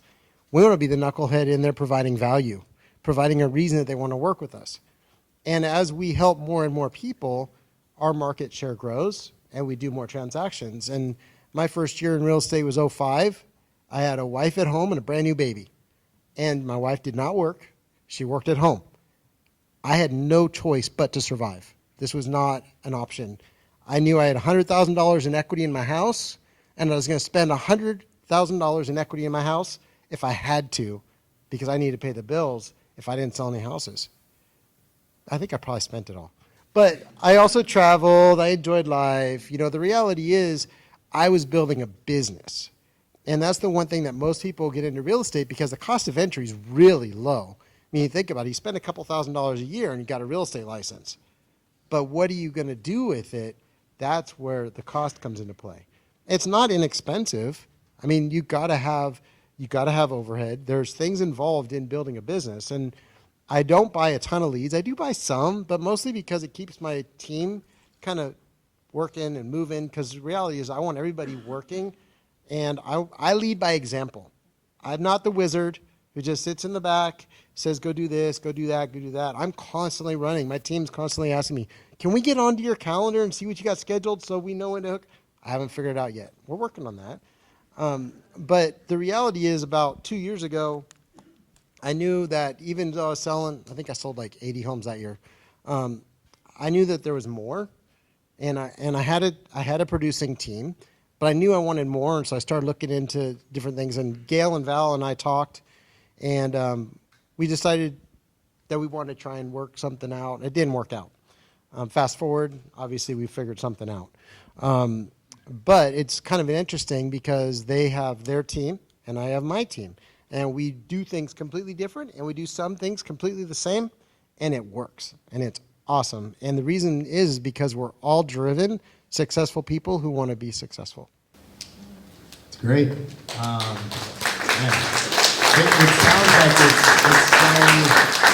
so obvious, but it really comes down to just doing the work, putting in the work. He mentioned he's got, contractors, drywall guys. Like, you understand that you probably educate your sellers on like, hey, look, I need you to remodel this, do this. Don't worry, I got my guys.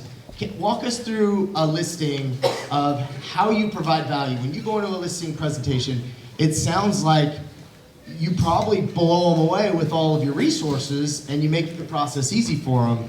Is that right? How do you pitch that? So our job is to make a very, very stressful situation as least stressful as possible, right? That's what they're hiring us for. If we're working with the buyers, our job is to educate them about the process as we're working through the process and to answer questions before they have questions so that they have managed expectations. When I go in on a listing appointment, it's kind of the same thing. Now, unfortunately, I don't win them all. I do get a good percentage of them, but they don't like that I'm bald, but I wear a hat or I wear Chuck Taylors. I don't freaking know. I don't win them all, right? But I tell you right now that I go in with the confidence knowing that I can do just as good, if not a better job than everybody else that there's going to be walking through that door.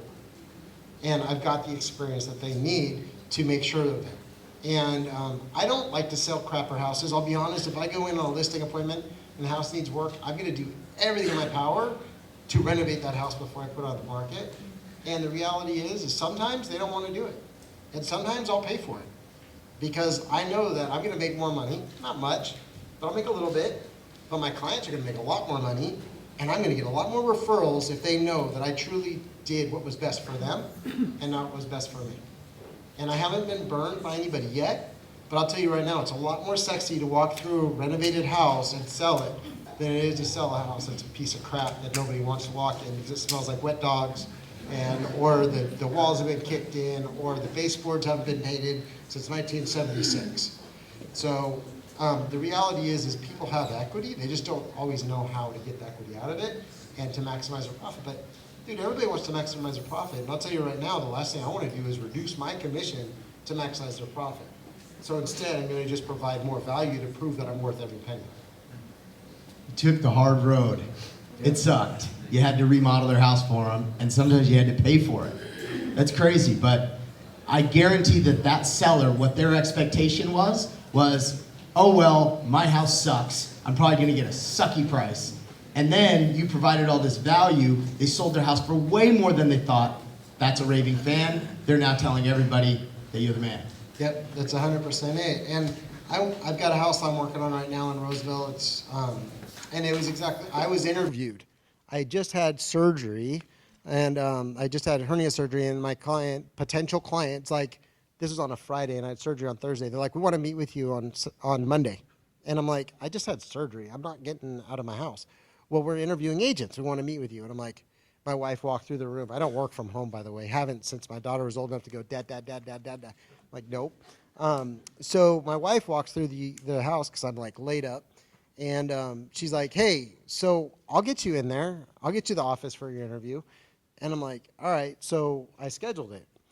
And then this was on a Sunday night. I was sitting there, and I'm like, there ain't no way in hell I'm going to be driving to the office tomorrow, even with you driving me there.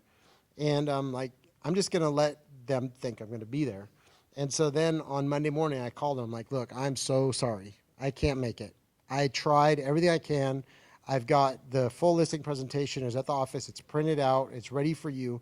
Go by the office, and then we're going to FaceTime, and I'll talk to you from my house. And they're like, well, we want to meet with you. And I'm like, I understand, but I can't be there. It's not physically possible. So they walked in. One of my team members was there. She was able to talk to them a little bit, and they got me on the phone with them on a FaceTime conversation. And then I met with them face-to-face like a week and a half or so later, and I ended up getting the listing. And we're renovating it right now. And it'll be ready 2, maybe 3 weeks. I don't know. But the reality is, man, I'll tell you what, I had to fight like tooth and nail to be able to have permission to fix up their house. And I'm like, man, seriously. But the reality is I know it's going to sell, and I know it's going to sell for top dollar, and it's going to look that much better when I put it out on social media that I'm selling this house than if I had sold it as this house that was built in 1992 or 1991 that hasn't been touched since as a rental. It's been literally a rental this whole time. So I'm earning my $2. And the thing is there's, I told my wife I wasn't going to make this joke, but I'm going to anyways. So I don't know if anybody's been watching Yellowstone. I'm going to cut it off a little bit, but Beth Dutton said there's 4 ways to make money. Number 1 is you could steal it. Number 2 is you can inherit it. Number 3 is you can work for it. And number 4, I'm not going to repeat because it's so offensive. But the reality is we got to work. I mean, we don't just sit and wait for the phone to ring, although I do pray every day that my phone does ring. And I do pray that everybody wants to work with me if they meet me. And I got to reinforce everything that's been said up here, but relationships with other realtors is more important than the relationships with your clients. Because I will tell you, although our clients refer us business, I have realtors that refer me business because they're retiring and they loved working with me. And the thing is they know that if they're referring business to me, that their clients are going to get the best service possible. And I'll tell you, when I'm submitting an offer for a client, if I'm representing the buyer, people can look me up if they don't know who I am, and they're going to see that they're going to have the right agent on the other side. And I'll tell you, one of the biggest things that I pray about every day is that I am calm, collected, and I don't pop off because I do that sometimes. But I just had a deal. I don't know if Doug, well, I'm not going to say the name, but if this person showed up today or not, they're planning on coming. We had a deal that went really squirrely. And I was on vacation when it went squirrely, but you know what? I handled it really well, and so did he, and it's still together today because we didn't let it get to us. We both had our client's best interests at heart, and we kept it together. And that, I know one of the questions that I was presented, that was going to be, what's my superpower? And I will tell you, my superpower is what my wife tells me every day, is how to take a square peg and put it in a round hole. Because no matter what, we've got to figure it out, because our jobs are to take care of our clients, and if we do a really good job, they'll stay our clients, and they're going to give us more business, and we'll have more clients. But if we don't do a good job and we can't figure it out, bye-bye. That's great. Thank you so much. That was super valuable. What I want to do is let's just go down the row and just make, what is your superpower? What is it that makes you, unique? What is your superpower? And then what we'll do is we'll answer some questions. What I want to do with the questions, because we're already running a little bit over, just make sure that your question pertains to everybody, and that there's value there that people can pull from it. So I already said my superpower, so I'm going to pass this on. Kind of a weird question. I think mine is just being able to make friends pretty fast with most people and like be genuine and hopefully get on someone's good side like right away. And I might not have a superpower, but my God does, and I just put my faith in him, and that's been working out. So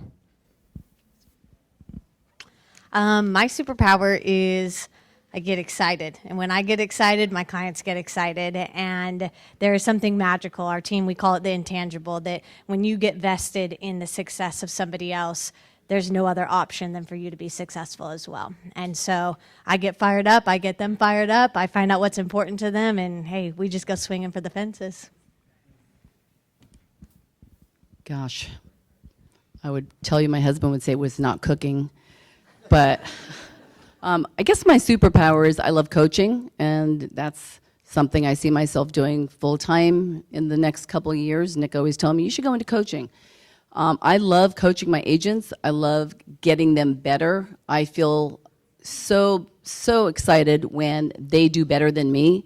It's not the Gail and Val show. We want everybody on our team. So I love coaching and I like finding that one thing in the person that'll motivate them or, get them excited and try to get them down that track. But they need to participate.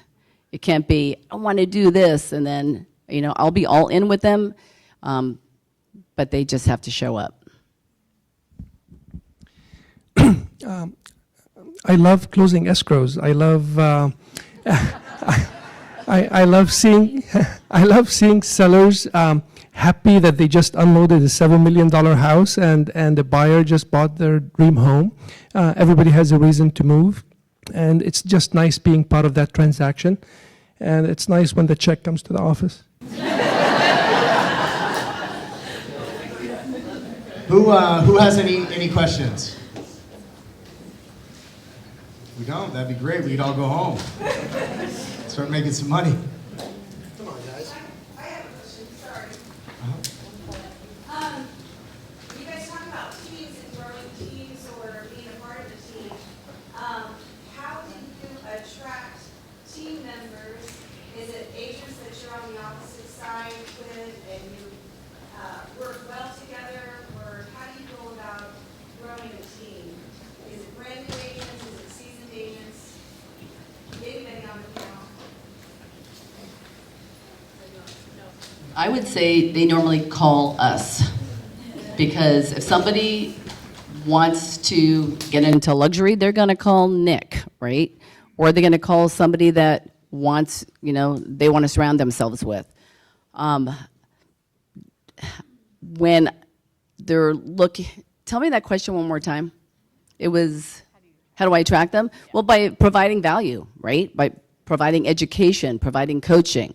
So like on our team, we have coaching. I have this great coaching guy, Sean Kokoska. I love him. He used to run all the KW training. So he trains our team once a week. And then the coaching I have, we pour into. And we're working on leads that are pre-qualified. So we're constantly looking, how do we get that? And we prospect. So I've taught everybody on my team to prospect. If you come into my office on a Friday, everybody's on the phone dialing for dollars. You want me to chime in a little bit? Sure, yeah. So, my team has kind of grown organically over the years. I started with one agent about 9 years ago. It was more like a partnership, kind of like a husband and wife team, although we weren't married. And then she kind of grew up and did her own thing, and then I just started kind of attracting different agents. Past clients have become team members. They've attracted other people that have joined the team. When you're likable, people can see what you offer. They see value.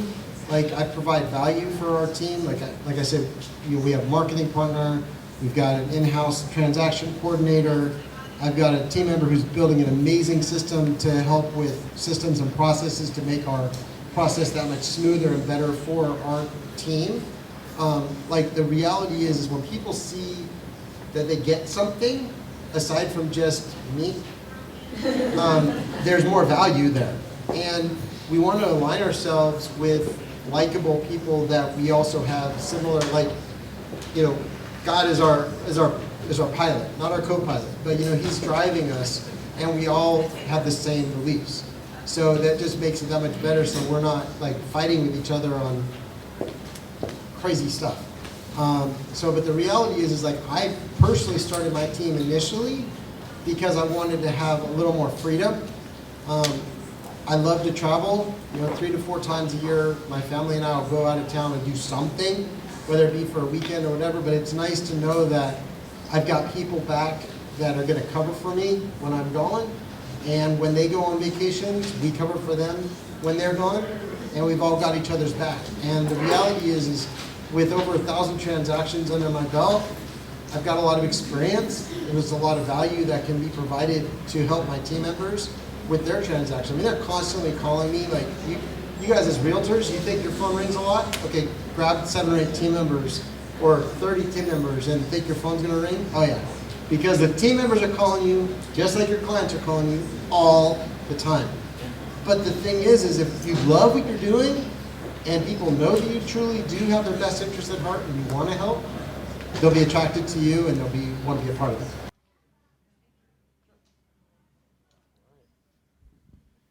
Right on, guys. Well, thank you so much for coming out. I'm going to go ahead and pass this over so we can download the slides. Some really good value today.